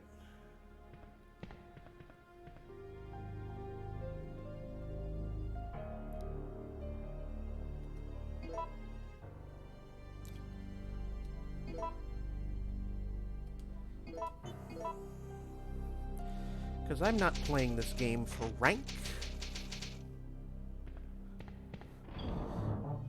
Once again, thank you out there for all of you who are spending some of your Friday evening with me, playing Resident Evil 3 Nemesis. It was part of my Resident Evil 25th anniversary celebra. Okay. Jerk. Suddenly very glad I replenished all those handgun bullets. Oh,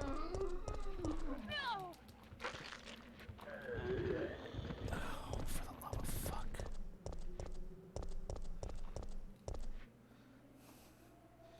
It's alright.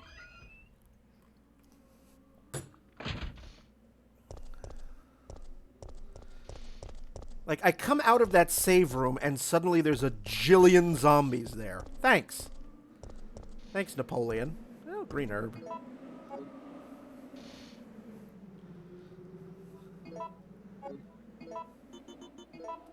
Oops, no. Use, thank you. Combine. Oh, live deaths. Did you ever receive your dice? Did they eventually arrive in the mail?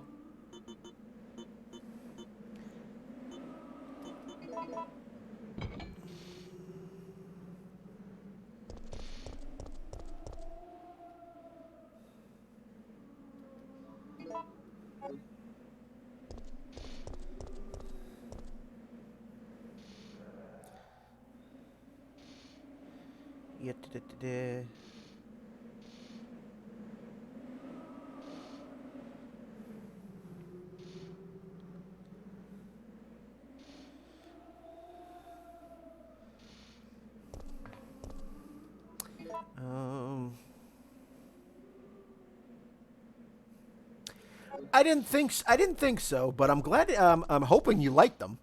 I really like the color combination on that.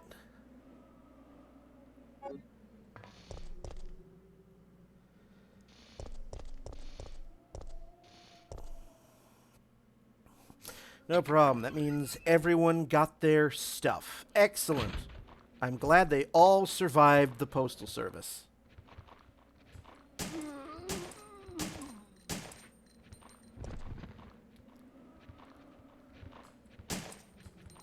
Oh, come on.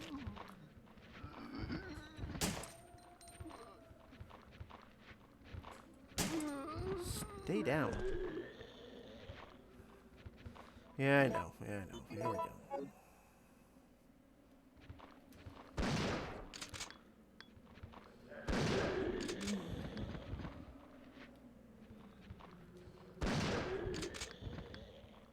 Good. The love of God.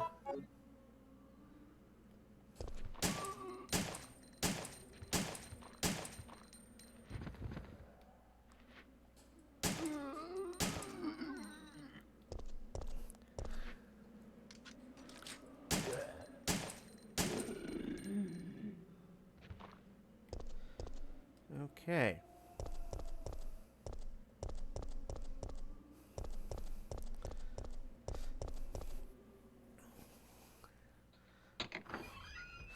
It's very hard for me whenever I go to a convention and stop by the... Really? So what do, Jill? You run right toward them because the controller shifts. Anytime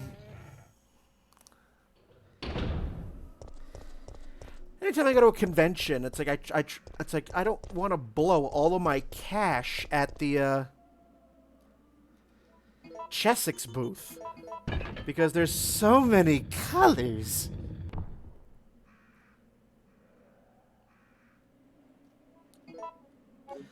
And again, so once again, Resident Evil game in love with car batteries and cranks.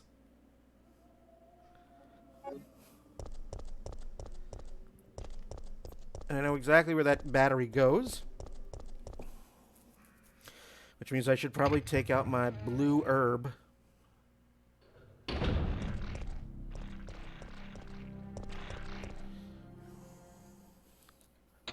I do. I need to count how many frickin' dogs are in this game. Swear to God.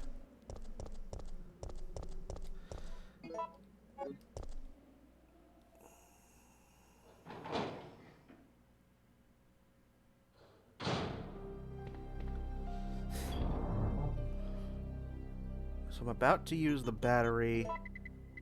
Where's that blue herb? Oh, did I already use it? No, it's right there. Whew.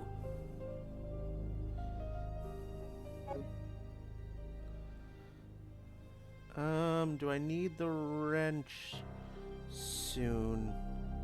I can put that back.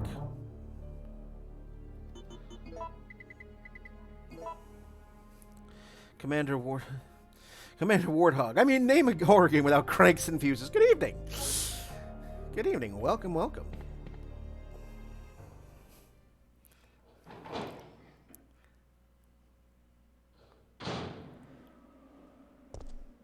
It is. So far, Resident Evil 1, 2, and 3 have all needed car batteries and crank handles for something.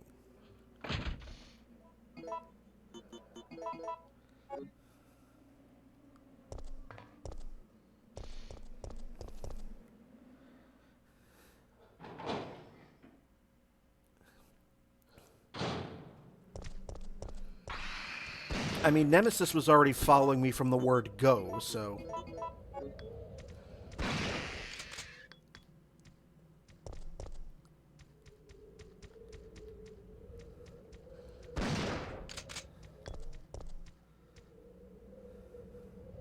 Gunpowder A.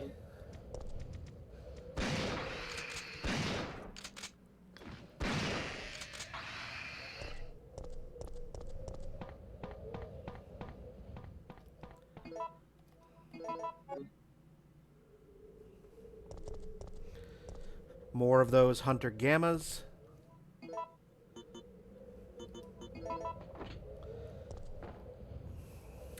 I forgot that I don't need to go to the sales office yet. There's one place I have to go to that's closer to that.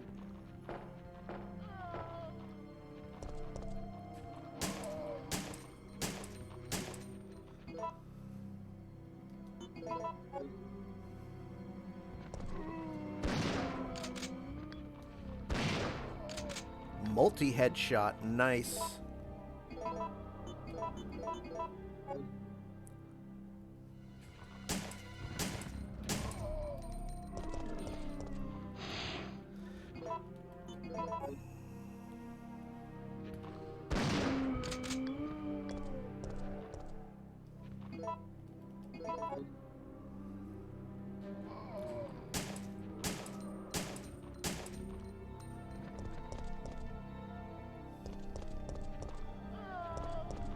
Yeah, I was too far away from the explosive barrel to do anything.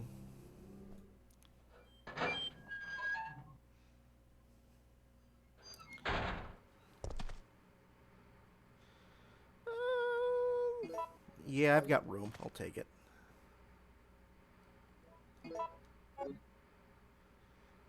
I have room.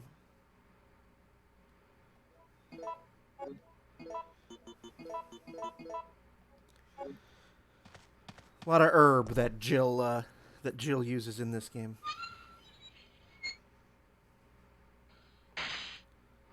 Okay, and we have a puzzle and 3 gunpowder bees.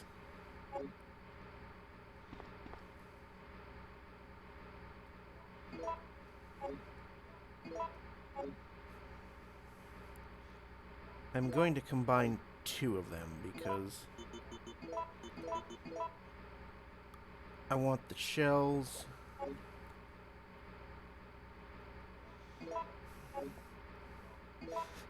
Did someone say bees?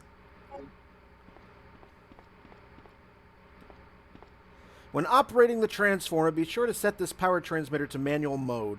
The old system is prone to short circuiting. Be careful not to let it exceed maximum levels. Yes, we'll set it to manual. So we got 2 doors here. Low voltage control room. The lock will be released at 15 to 25 volts. And the high voltage control room, the lock will be released at 115 to 125.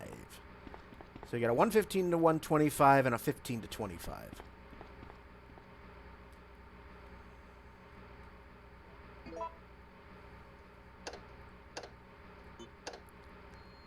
Nope.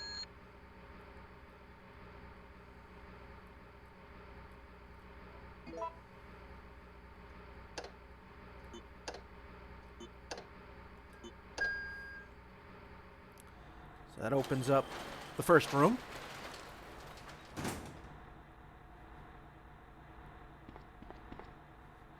Which gives me the fuse. Just the first. Which is the first of the 3 items needed. Plot. And a choice. Zap them to hell or run. Oh, we're going to increase the electricity output.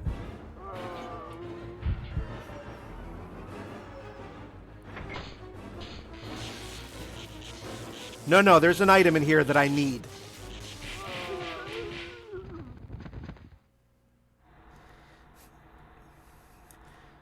There's another item that I need that's hiding behind that door, and if I chose to book it, I would have to come back and fight all those zombies.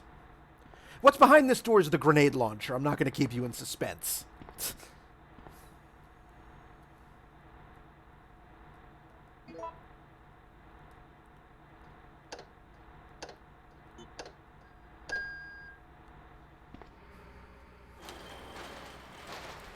It's the last item Jill gets. The last weapon Jill gets, I should say.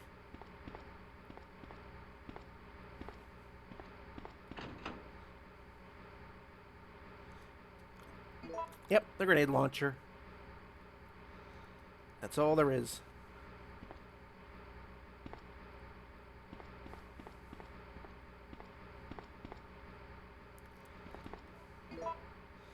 Alright, now I can get the hell out of here.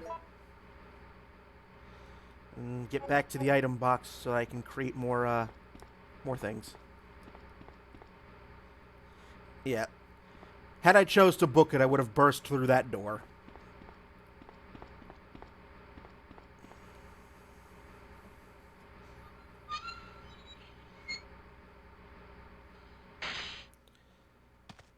But now they're all fried. So,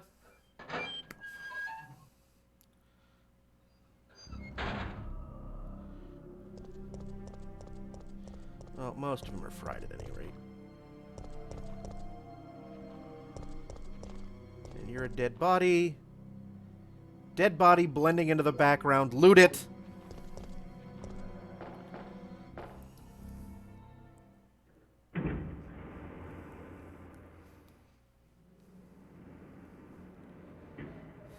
Crisp zombie, anyone? Yeah. Be very glad.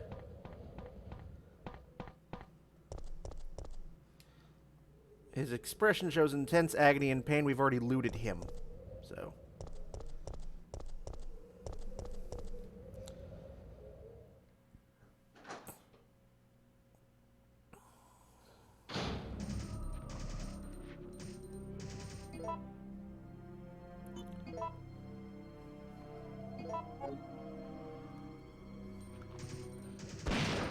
Hello.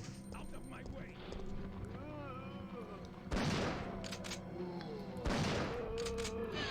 You puked on me.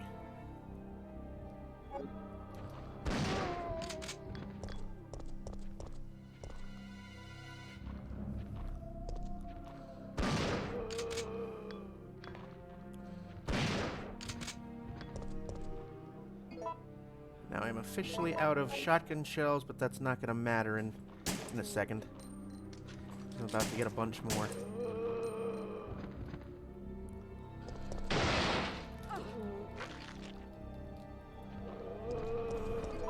Alright, still cautioned.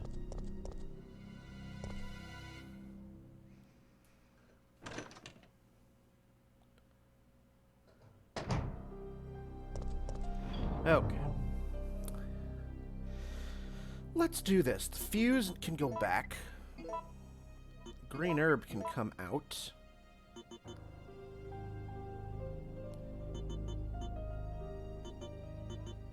Grenade launcher can go back. Alright,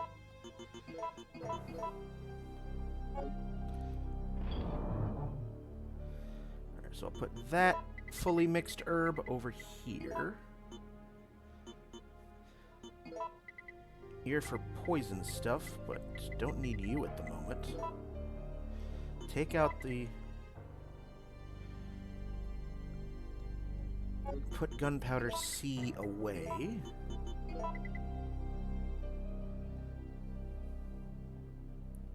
Now we're gonna need a reloading tool.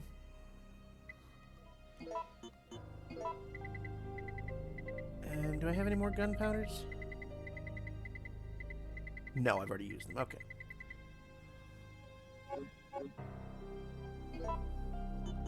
Combine. Nope. Duh. There you go. I just made 18.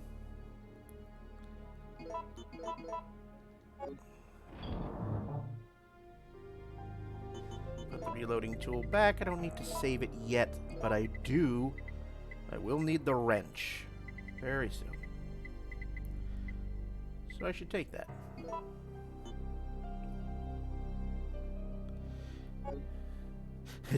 Deep. It's just funny. Deeply glad I can't smell this game. Yeah, you're kind of right, actually.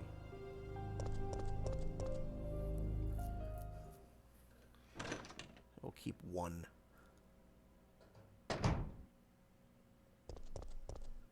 I have the power cable and I have the fuse. All that's left is the oil. So I've gotten 2 out of the 3.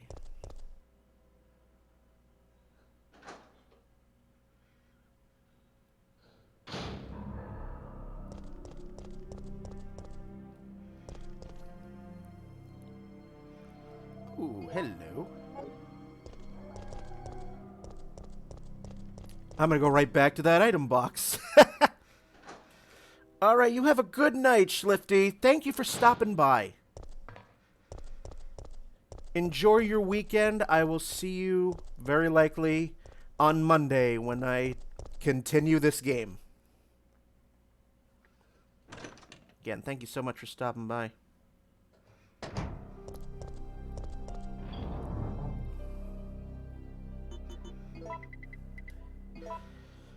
And while I am in this save room and protected from everything, I am going to actually take a very quick bathroom break myself because of all of this fun hydration and whatnot. So, back in a minute.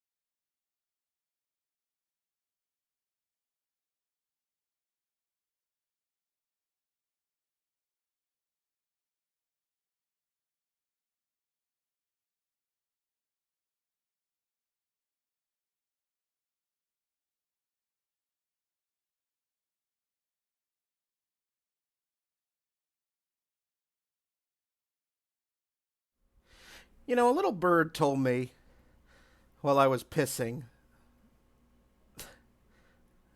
that that someone was going to spam the hydrate, and the bot did it as well. So you're off the hook this time, Live Deaths. I also returned with the last brownie. But I'm going to eat in front of you. The last of the Coca-Cola brownies.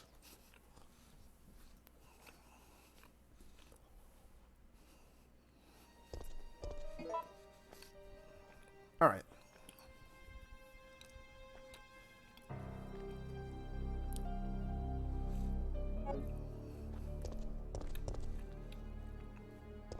You know what? I'll do one more save. Trying to save it every half hour. Because again, not going for rank.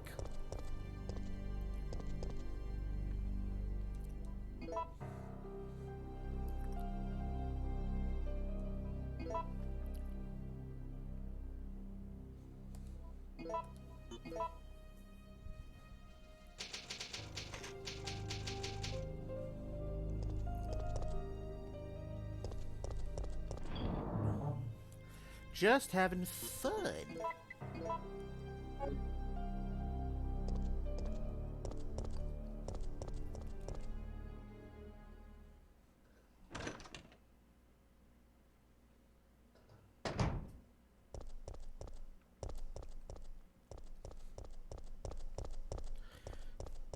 So yes, as I was just saying, I got the power cable, I got the fuse. The last thing is the oil.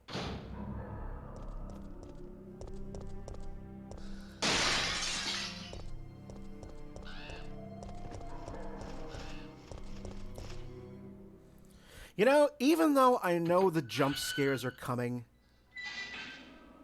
they still catch me off guard sometimes.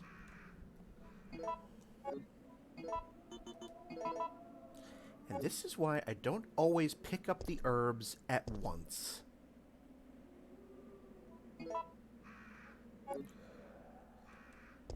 But you know what?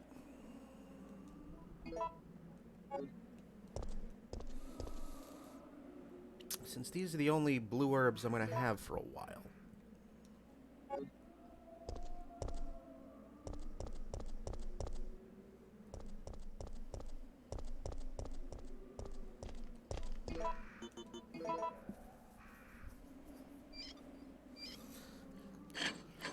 So we need the wrench to get the fire hose.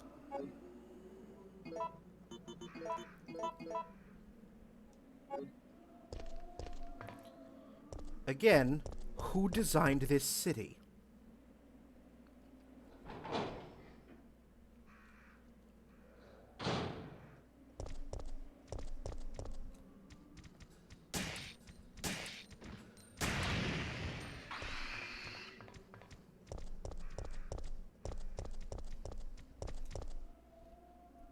So those Hunter Gammas, they've got a bit of a spring in their step. And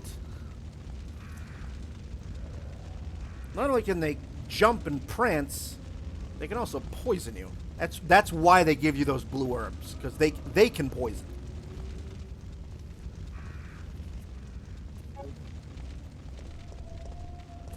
More fucking dogs.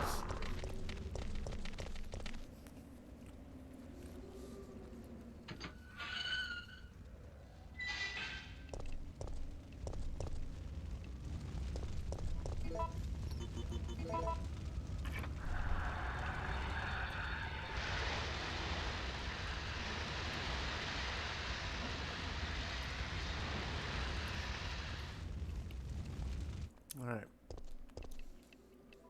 Fire hose is gone. I can now put the wrench back.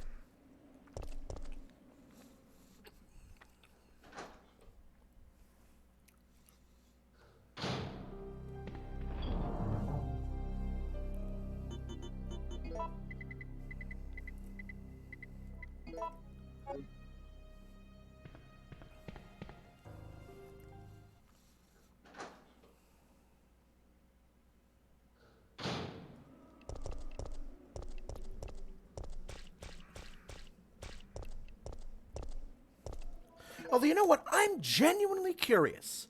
How many fucking dogs are in this game?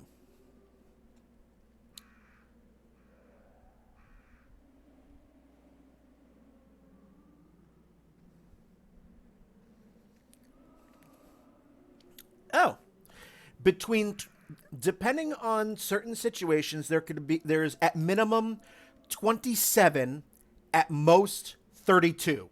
So, depending on what I do in the game, it's between 27 and 32 dogs.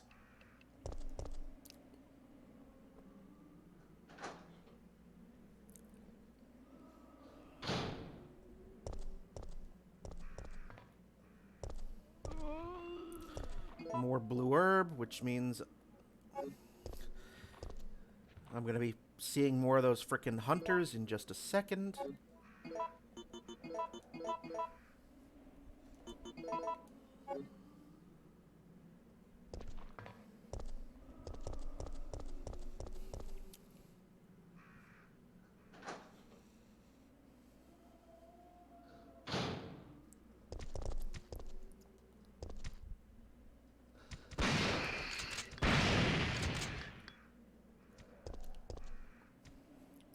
That is the non-rusted crank.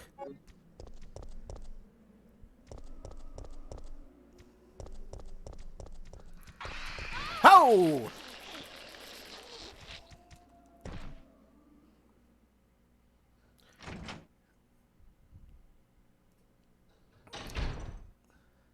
No! Don't make me do this, Murphy. I don't want to shoot you. Kill me.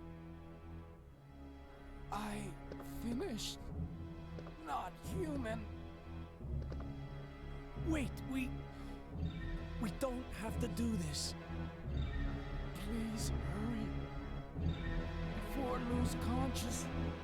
Before too late. Kill me!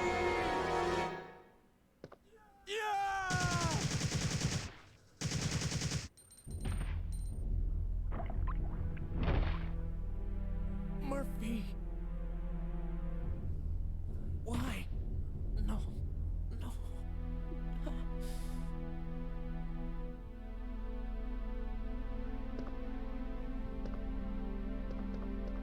Carlos! Okay. It didn't poison me, but it did hurt me.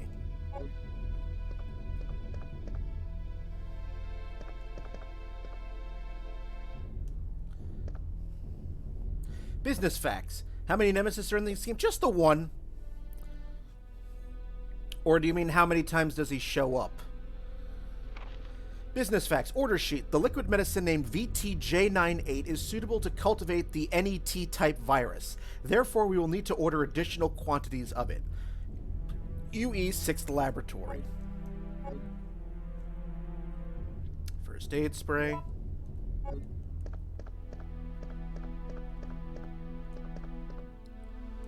Murphy.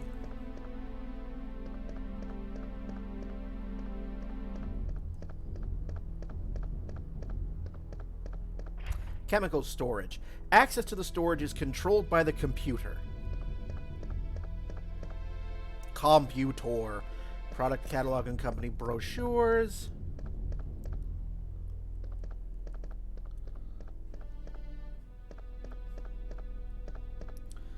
Alright, well, let's,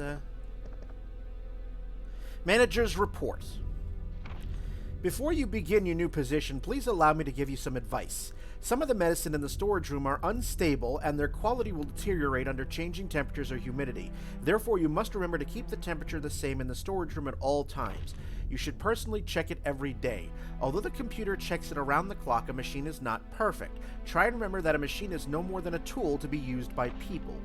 You must check all personnel coming and going to the storage room. Many dangerous drugs are stored there, and if any of them are missing, you have a serious problem on your hands. The door to the storage room is always locked, but when you let personnel into it, you will need to have them hand in their documents. And above all else, remember that if you find anything suspicious, contact your boss immediately. If you forget the password to lock the door, try and remember that it is a word that everyone is familiar with. Don't forget that once a new product is shipped, the password will be updated again. You can always enter the password from the terminal of the PC for administration. Will you use the remote control? Yes, that'll give us the password. Adraville.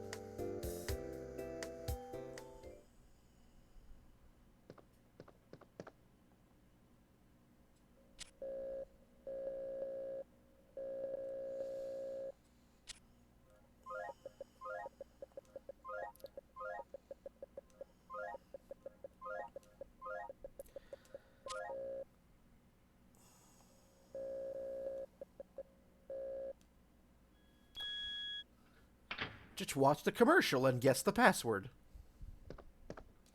Do I have room? Yeah, I've got room.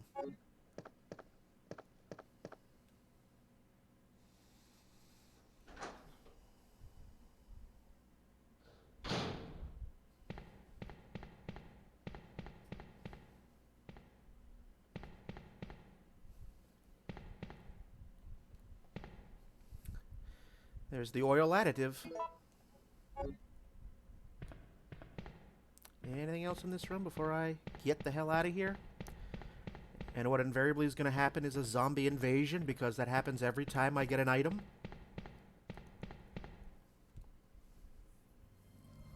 Oh, hey, what do you know?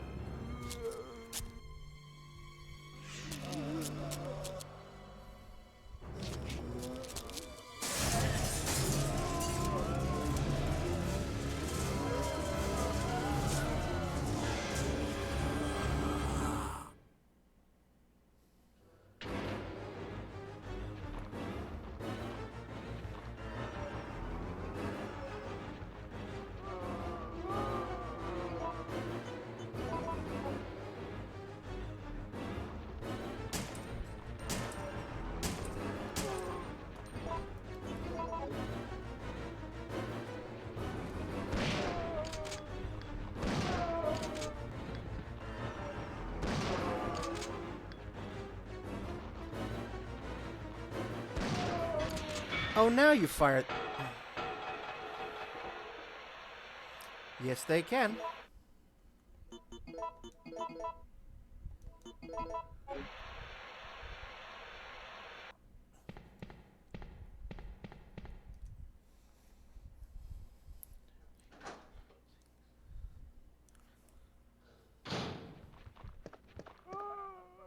Jesus. All right, all right.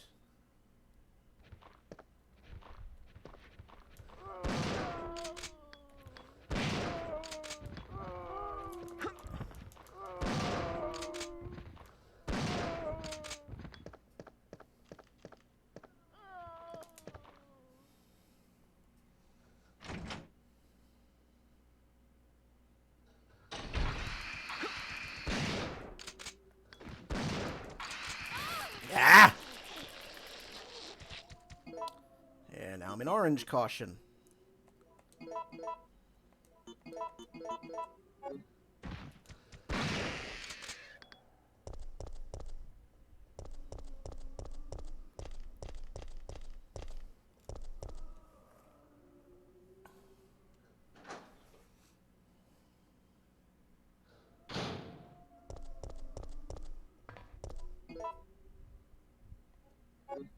You know what? Take that last one with me. Because I have no need to return to this part of the map.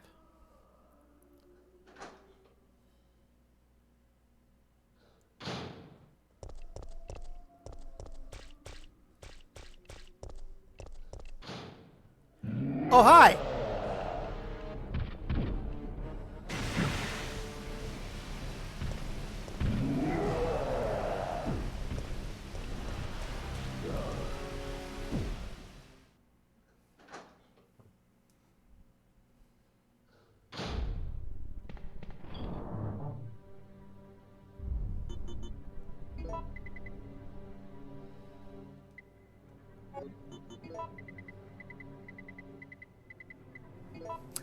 I'll get to that hydrate in just a second there, sir.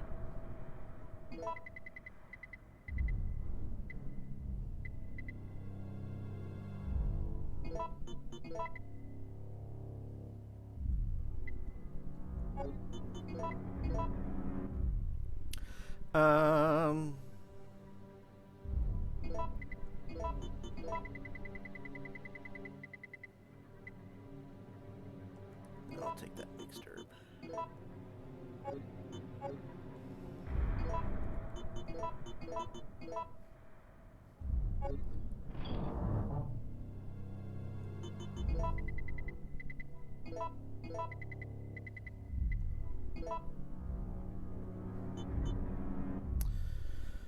And the oil additive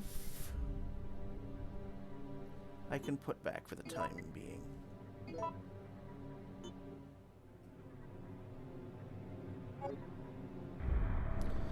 But we have a Nemesis on my ass again.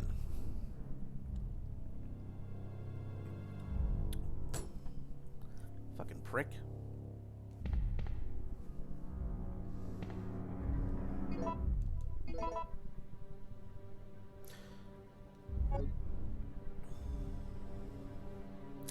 Before I go out that away, I just want to take a quick little peek at something.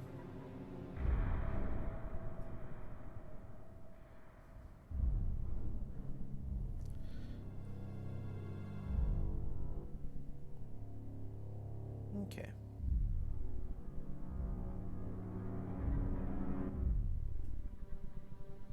Okay.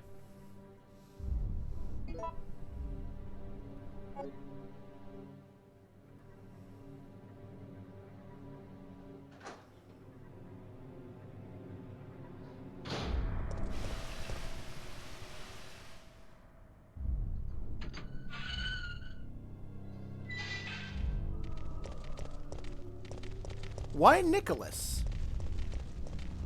Or like as in for a villain, for a bad guy?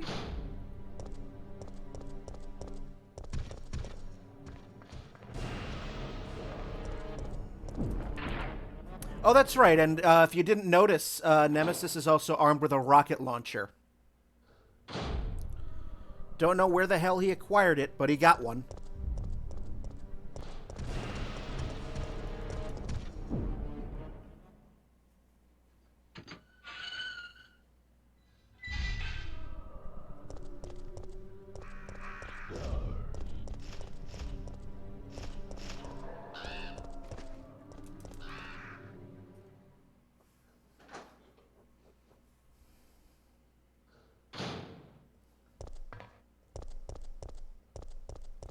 And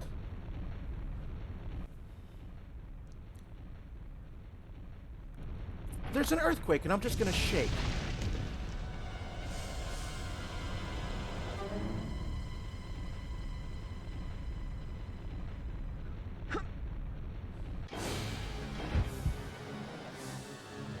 This one's going to be an easy one to climb up.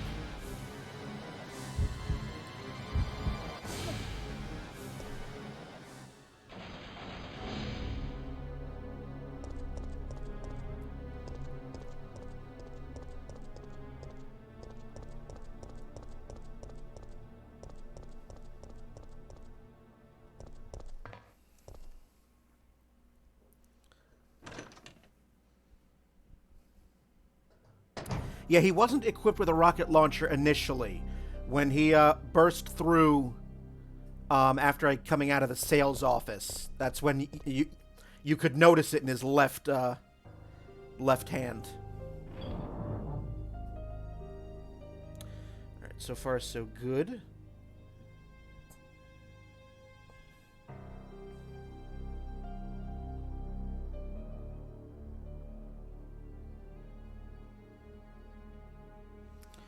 So we'll see what we get here.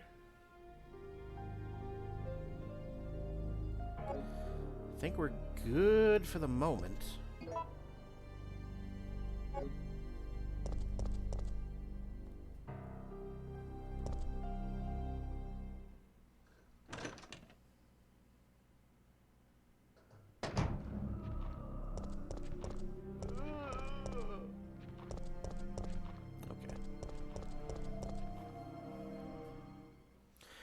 So not only did Umbrella create Nemesis to hunt down the remaining STARS members, they also gave him the knowledge to operate heavy weaponry.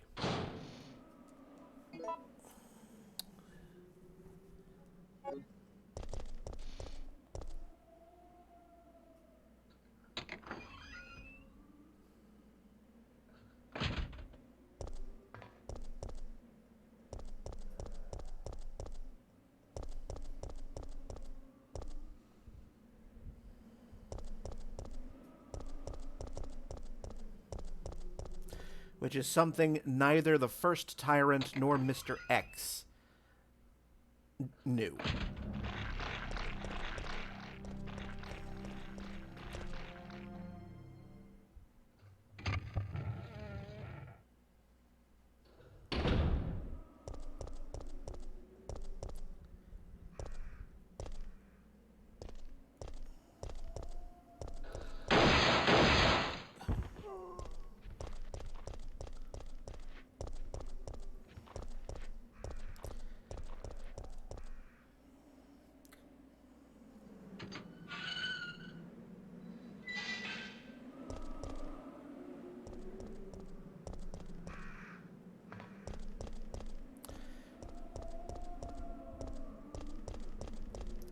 There's a hex-shaped hole. Oh. What do you mean I don't need to use this right now?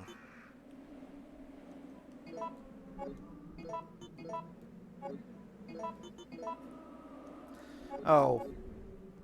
Once again, I made a grave miscalculation. Back to the item box we go. They're gonna force me to do this. Alright.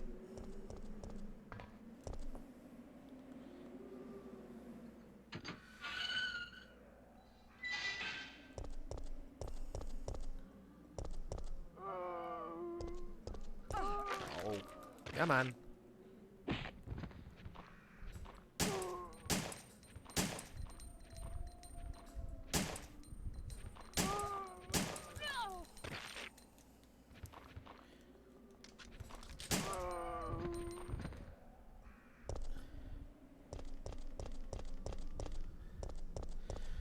Grandpa can move.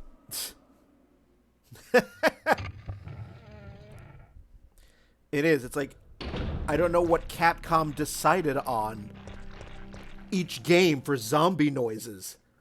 Like, Resident Evil 1, they sound like dead cows.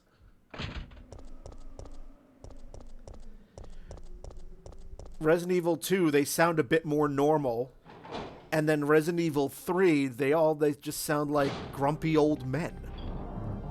With very, very stiff joints.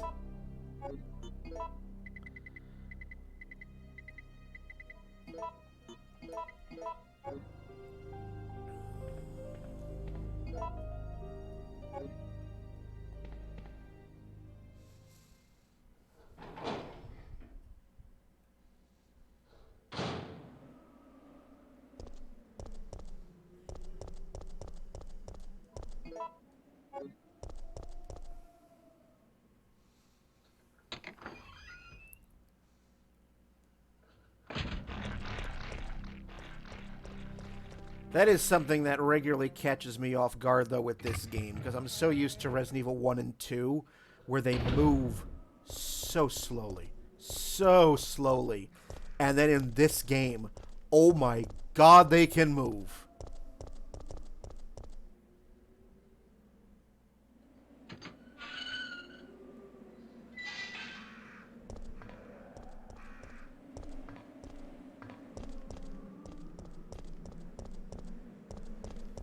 Alright, here we are.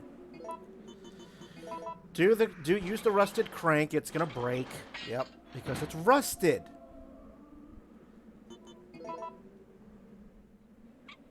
And then you use the wrench to do, yeah.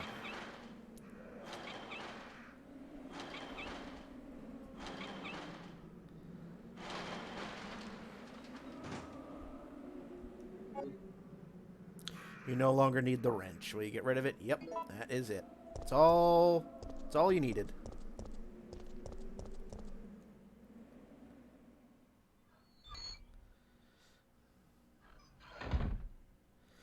Ooh, we got some gunpowder A's. 3 of them. Yes, please.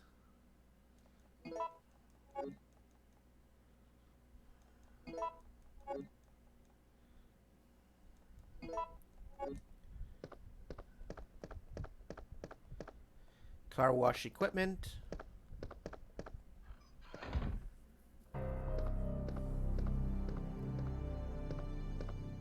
I'll check over there.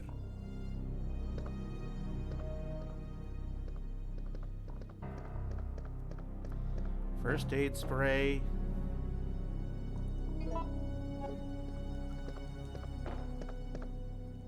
It's a storage to maintain the temperature level of the oil. Will you operate the lock?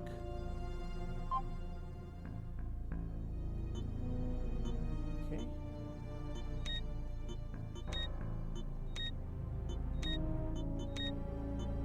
Oh, you have to get it over to A. Okay. There we are. Yeah, we get stuff over to C.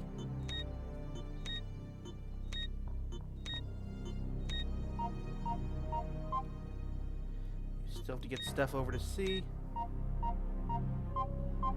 Here we are. We have the machine oil.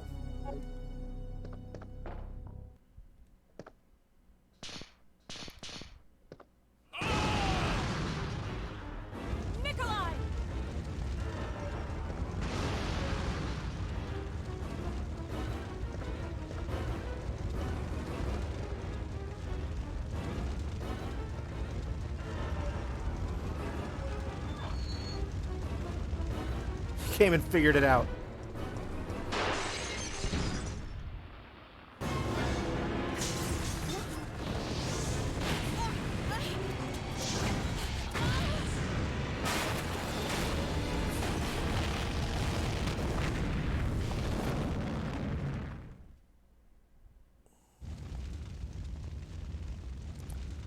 Man, Jill, your ears must be ringing.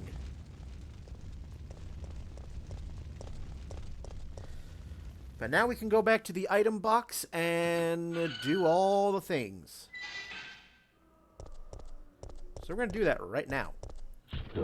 Oh my god.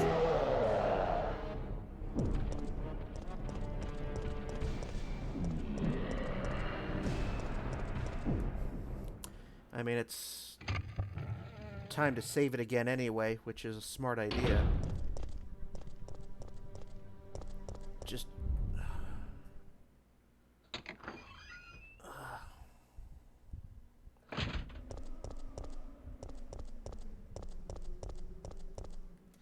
like, at this stage, I mean, he's obviously where I have to go. So... but I'm going to save it and, do the thing. First aid spray can go right back.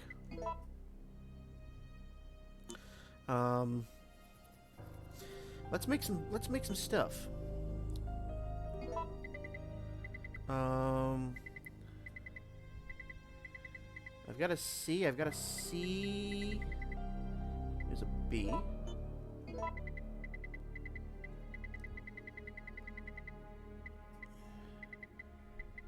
C and C. I'm going to need that reloading tool in just a moment. Let's get that out of here.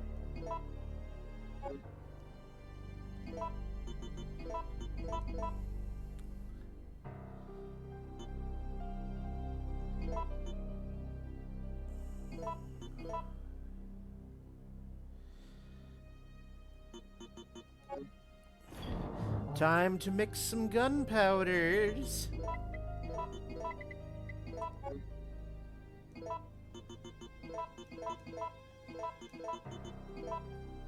CCC. And I just gained myself 24 Magnum bullets. Which we're going to put off to the side for now because I'm going to need those later.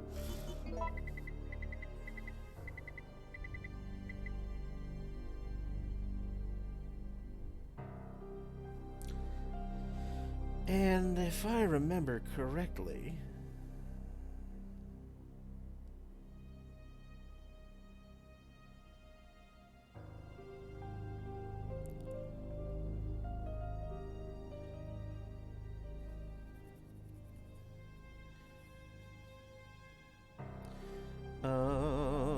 hold on.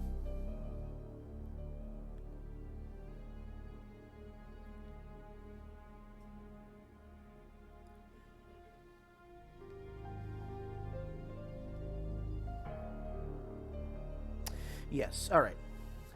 I'm actually going to... because that's where I thought it was. It took me... I was like, okay, I know that square crank gets used for something. The question is what? And I just remembered, and I just remembered where it goes to. So we're gonna take a small detour, kind of close back to the beginning of the game, but it's not gonna take too long, I don't think. I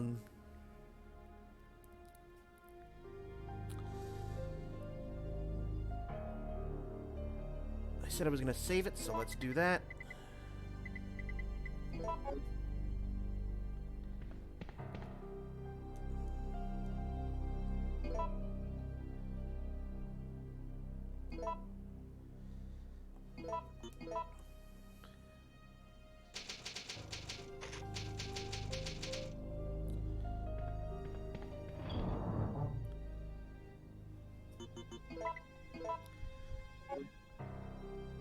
I'm gonna keep that.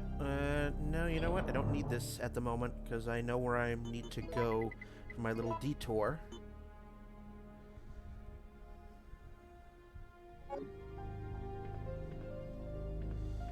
But just in case, I like to pack something a little extra.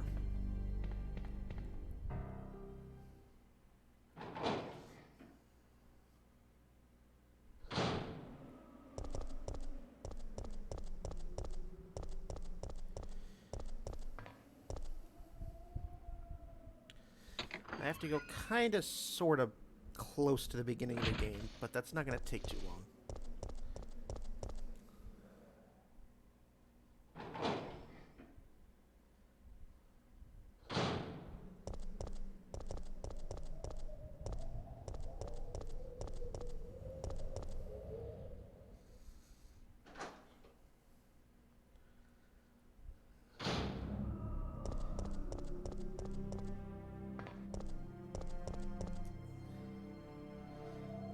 Ooh, I knew there was something in that car.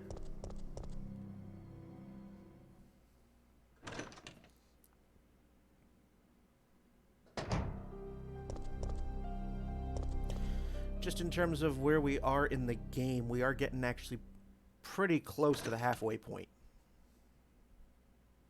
I think we might have already... Yeah, we're going to be...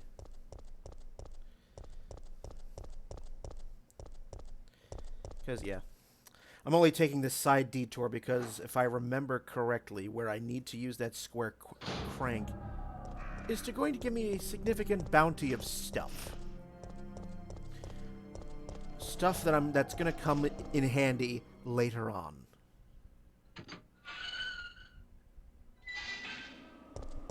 And by that I mean good ammo.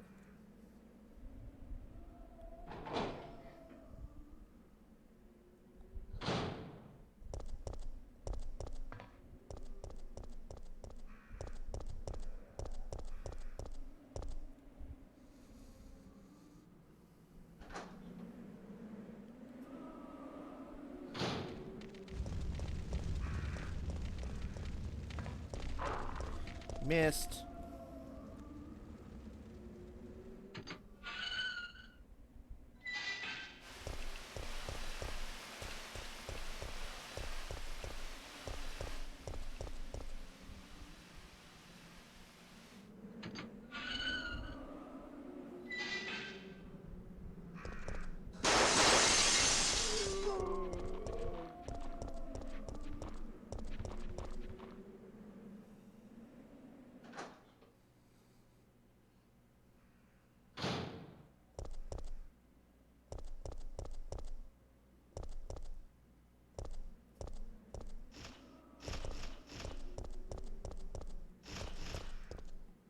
Right here.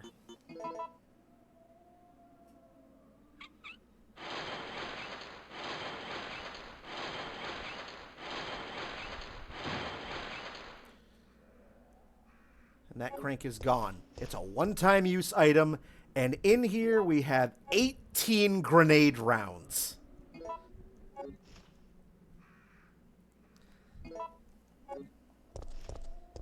That's what it was.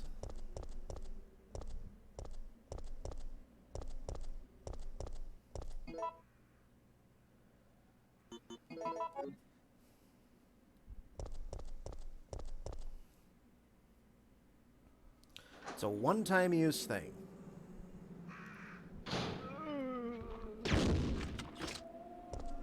You survived a grenade to the back?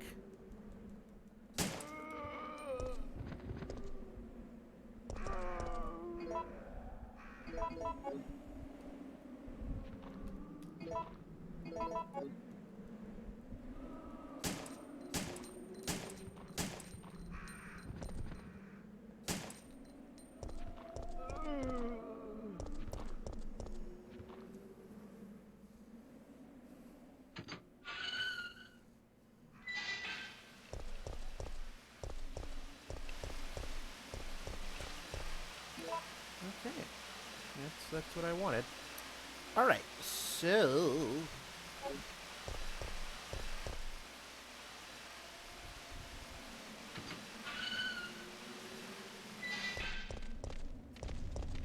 now that I did what I wanted to do, let's go back to the to that cable car now that we have all of the requisite items. And wrap up this part of the game. That's basically the halfway mark.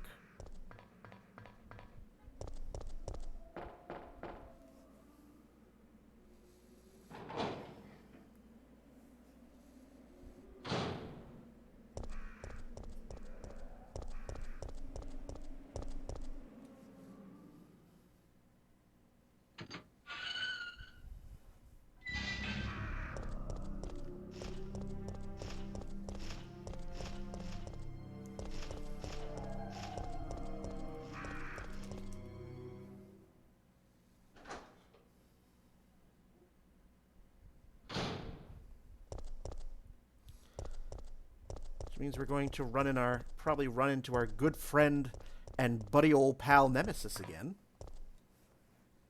But, as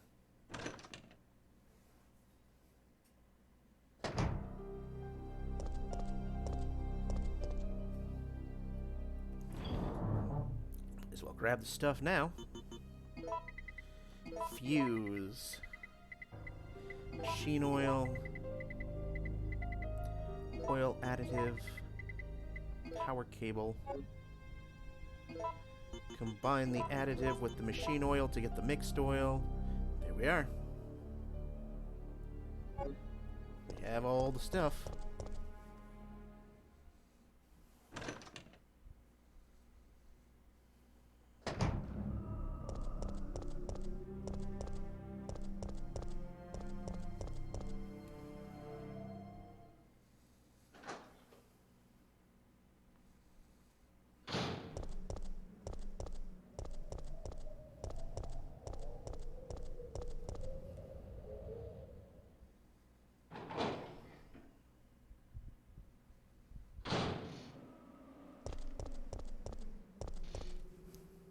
Heading back to the trolley car. It's not Mr. Rogers' trolley, though, alas. We're not going to the land of make-believe.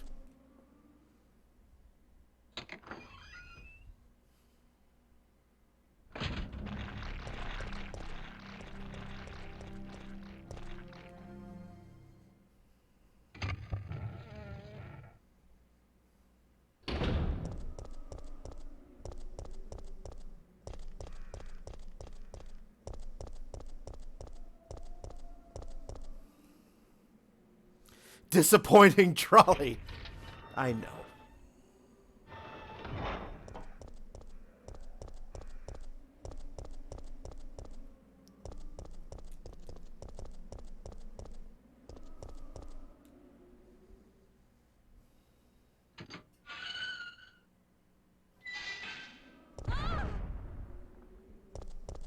And the ground shaketh again.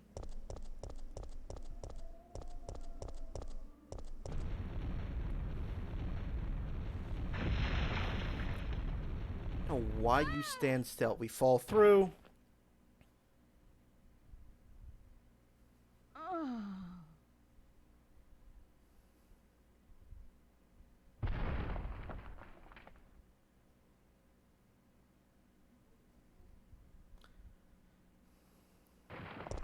we find out what's causing all the shaking. A massive worm.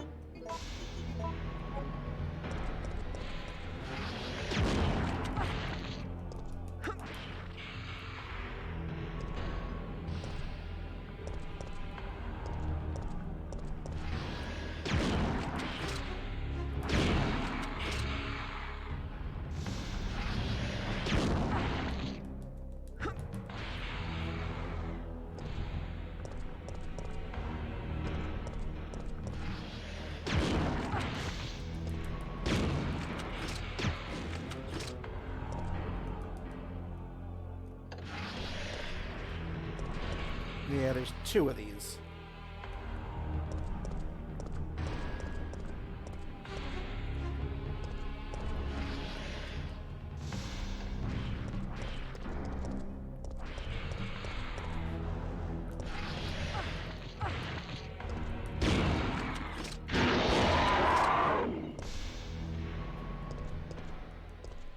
There we go. But now I'm in danger.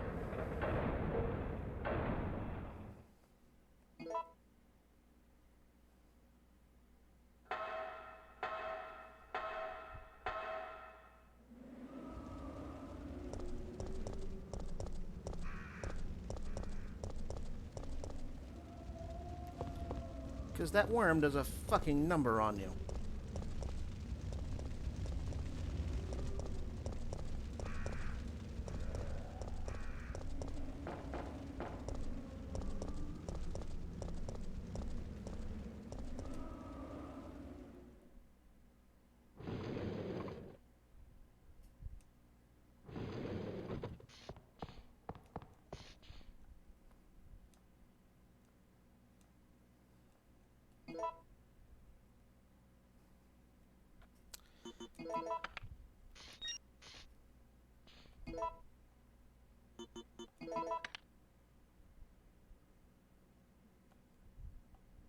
Oh, no, no, no.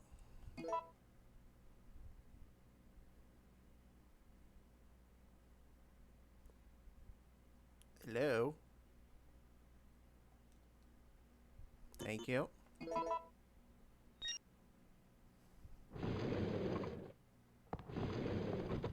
Carlos? I'm sorry about Murphy, but there was nothing you could have done.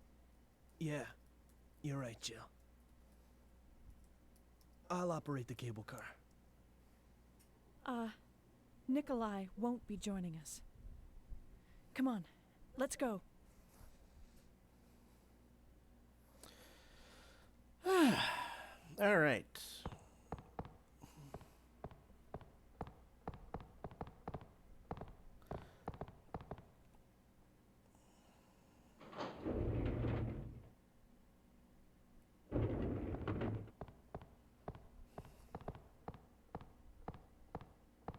It's looking good.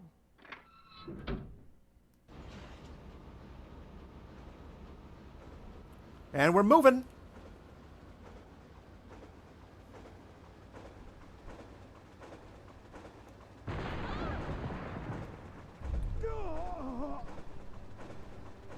Mikhail!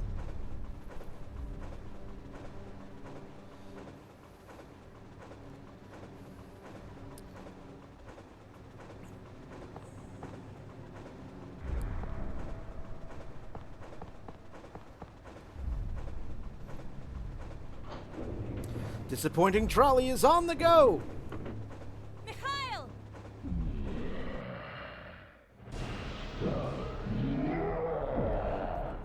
Jesus. Jill, get out of the cable car now! Mikhail, wait, don't! Get out of here! Hurry!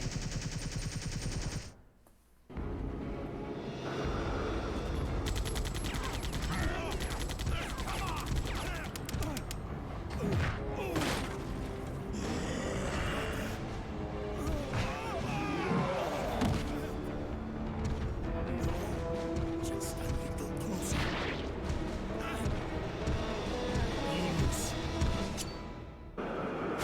Boom!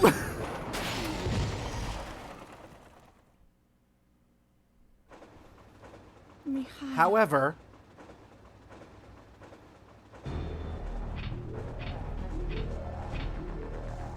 No, the brakes are out. choice time. Use the emergency brake or jump out the window. I think I'll use the brake. This must be it. Ah!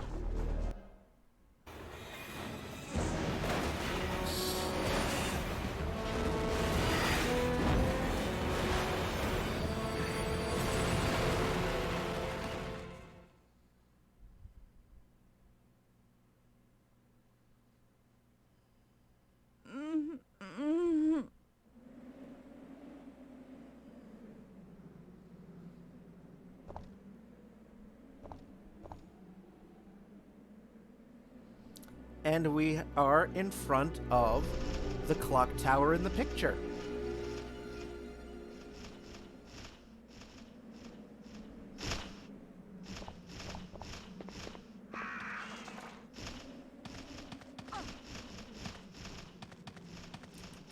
Oh, thank God.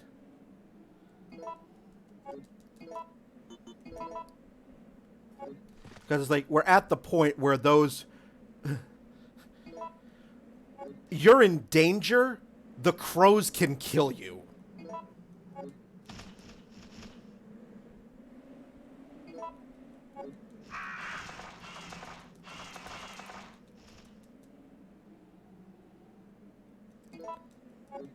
It's like, I'm already...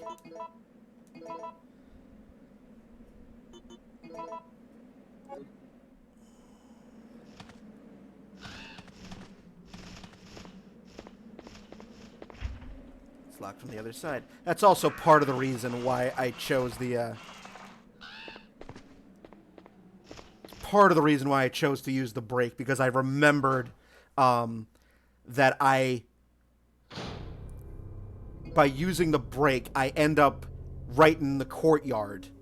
And I remembered those herbs were there.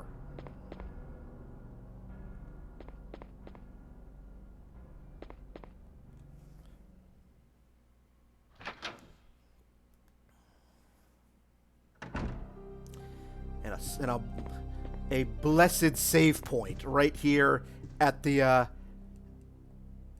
altar. Clock tower key.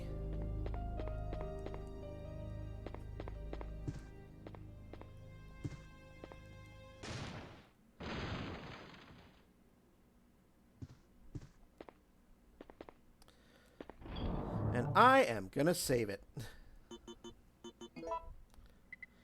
Because we've basically reached the halfway point of the game now. We are not going to be doing anything in uptown or downtown anymore. We are in a completely different area of the city.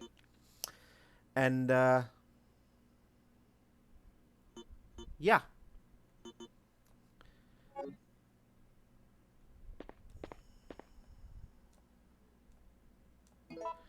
So we are basically in the second half of the game.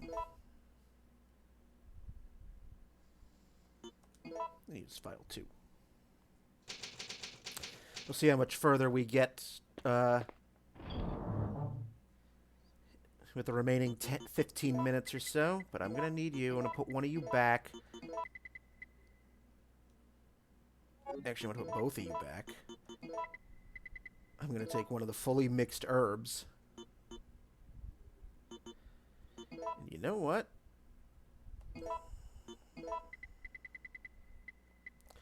If I remember what's coming.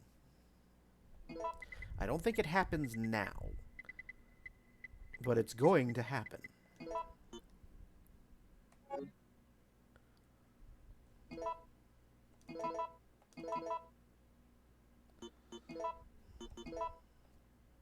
It's a key ornamented with a clock part.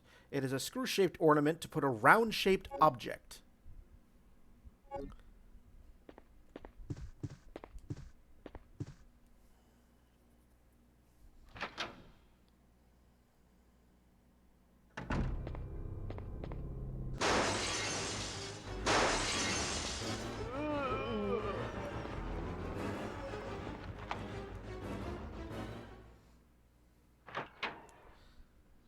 But we're still not safe from zombies.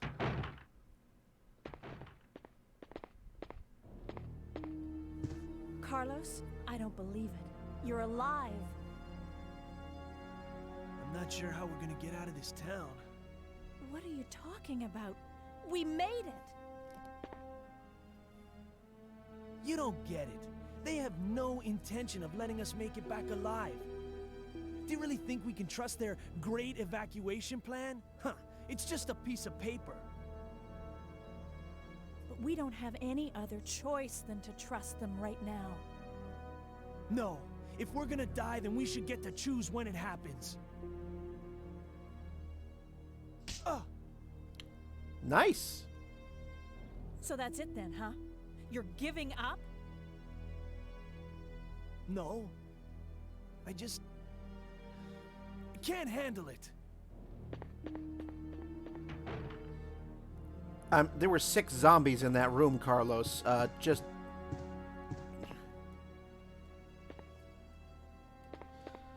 here we are in the clock tower, and it's set for dinner, which I find very odd.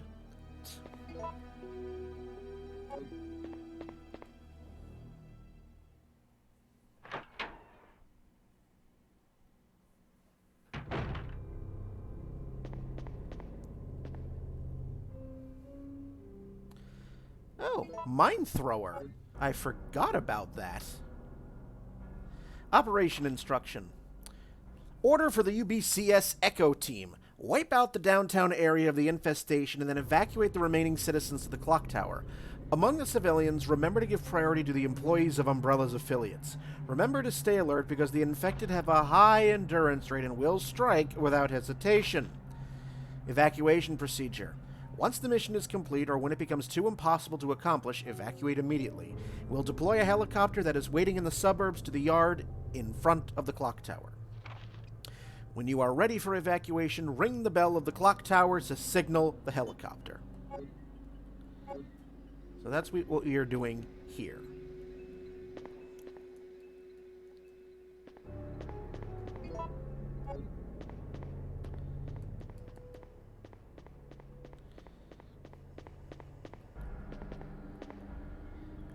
Clock tower map.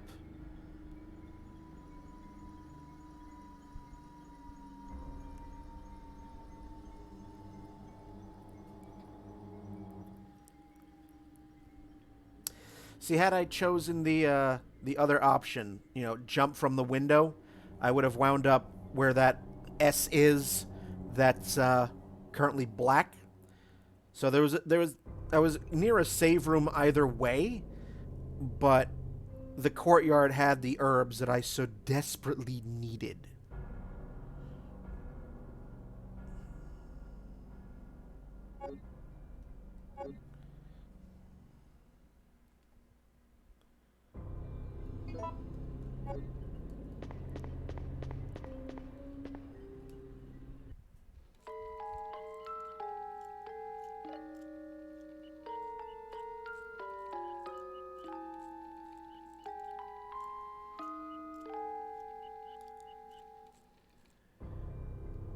An old music box, its melody is out of order.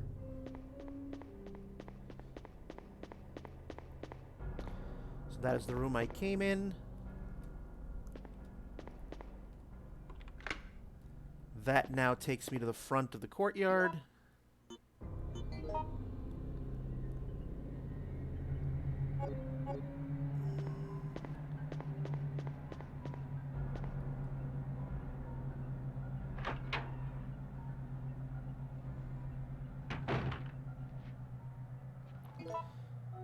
Hello.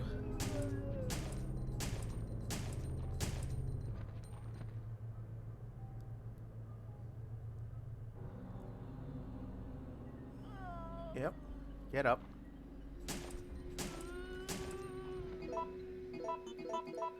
I know you were there.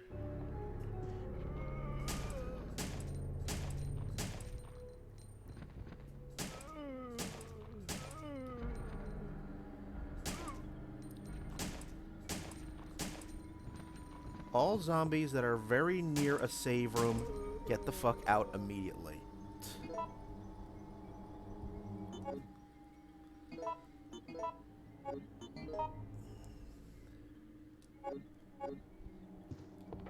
It's locked. The god of time is etched under the keyhole. Ooh, more grenade rounds.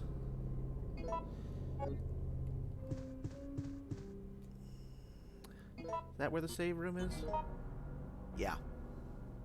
But before I do that, I want to see if there's anything else. Ooh, another document. Art picture postcard. Picture postcard of antique clocks. The following verse is printed. Give your soul to the goddess. Put your hands together to pray before her.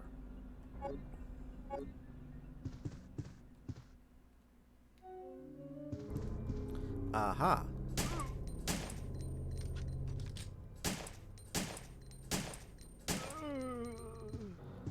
I almost didn't notice you.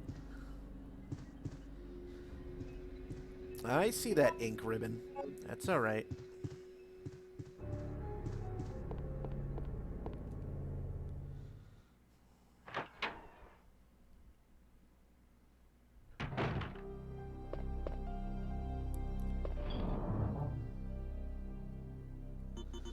Alright, well, let's put the grenade rounds in here. The aid spray in here. The mine thrower in here. Actually, now that I'm remembering the clock tower, I don't need you just yet. But you know what?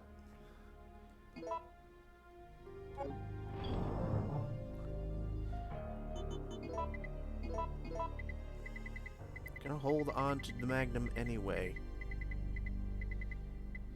Because it's a nice, you know, security blanket.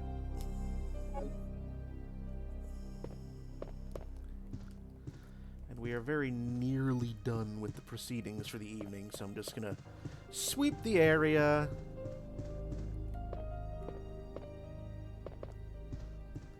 Nice looking chessboard.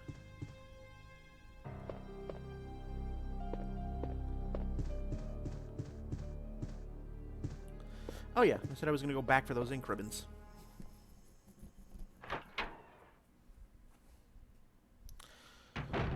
So just to letting you know, my stream schedule for next week. Monday,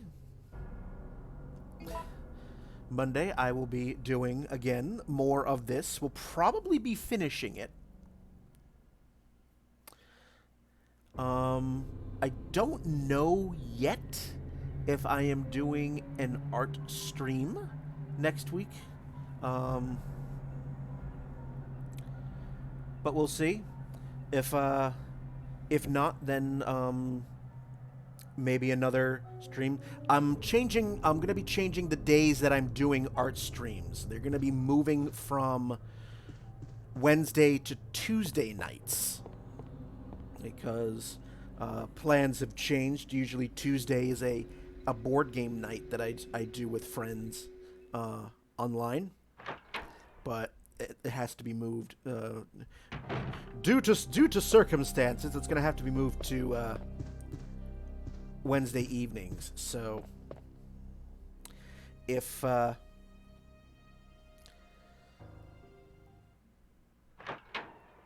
do an art stream, it will be all the gunpowder.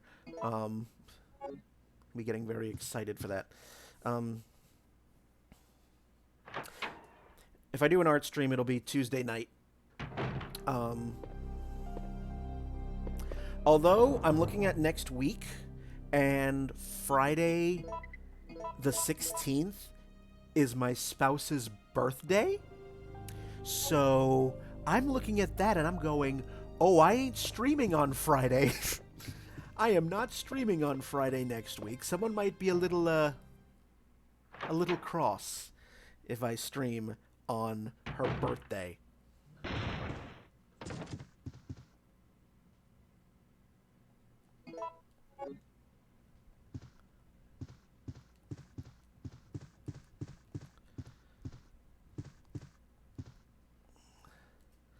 gonna grab these gunpowders.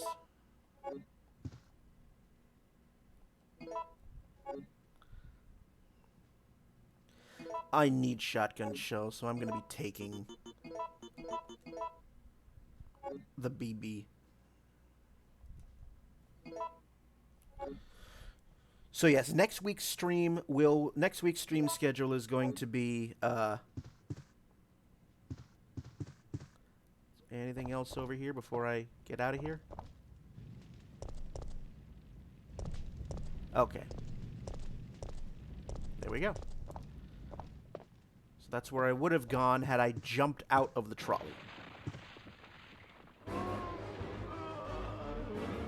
And I don't need to be in this room ever again, so I'm not gonna even bother dealing with Flaming Zombie.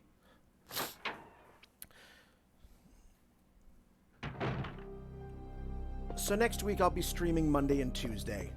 Tuesday will either be an art stream or more Resident Evil 3. Don't know yet. But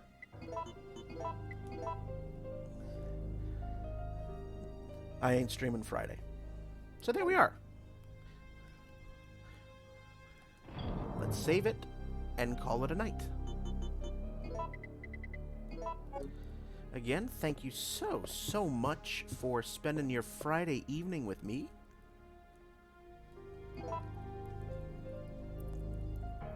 I'm glad you're here. Hopefully you have a wonderful, wonderful weekend.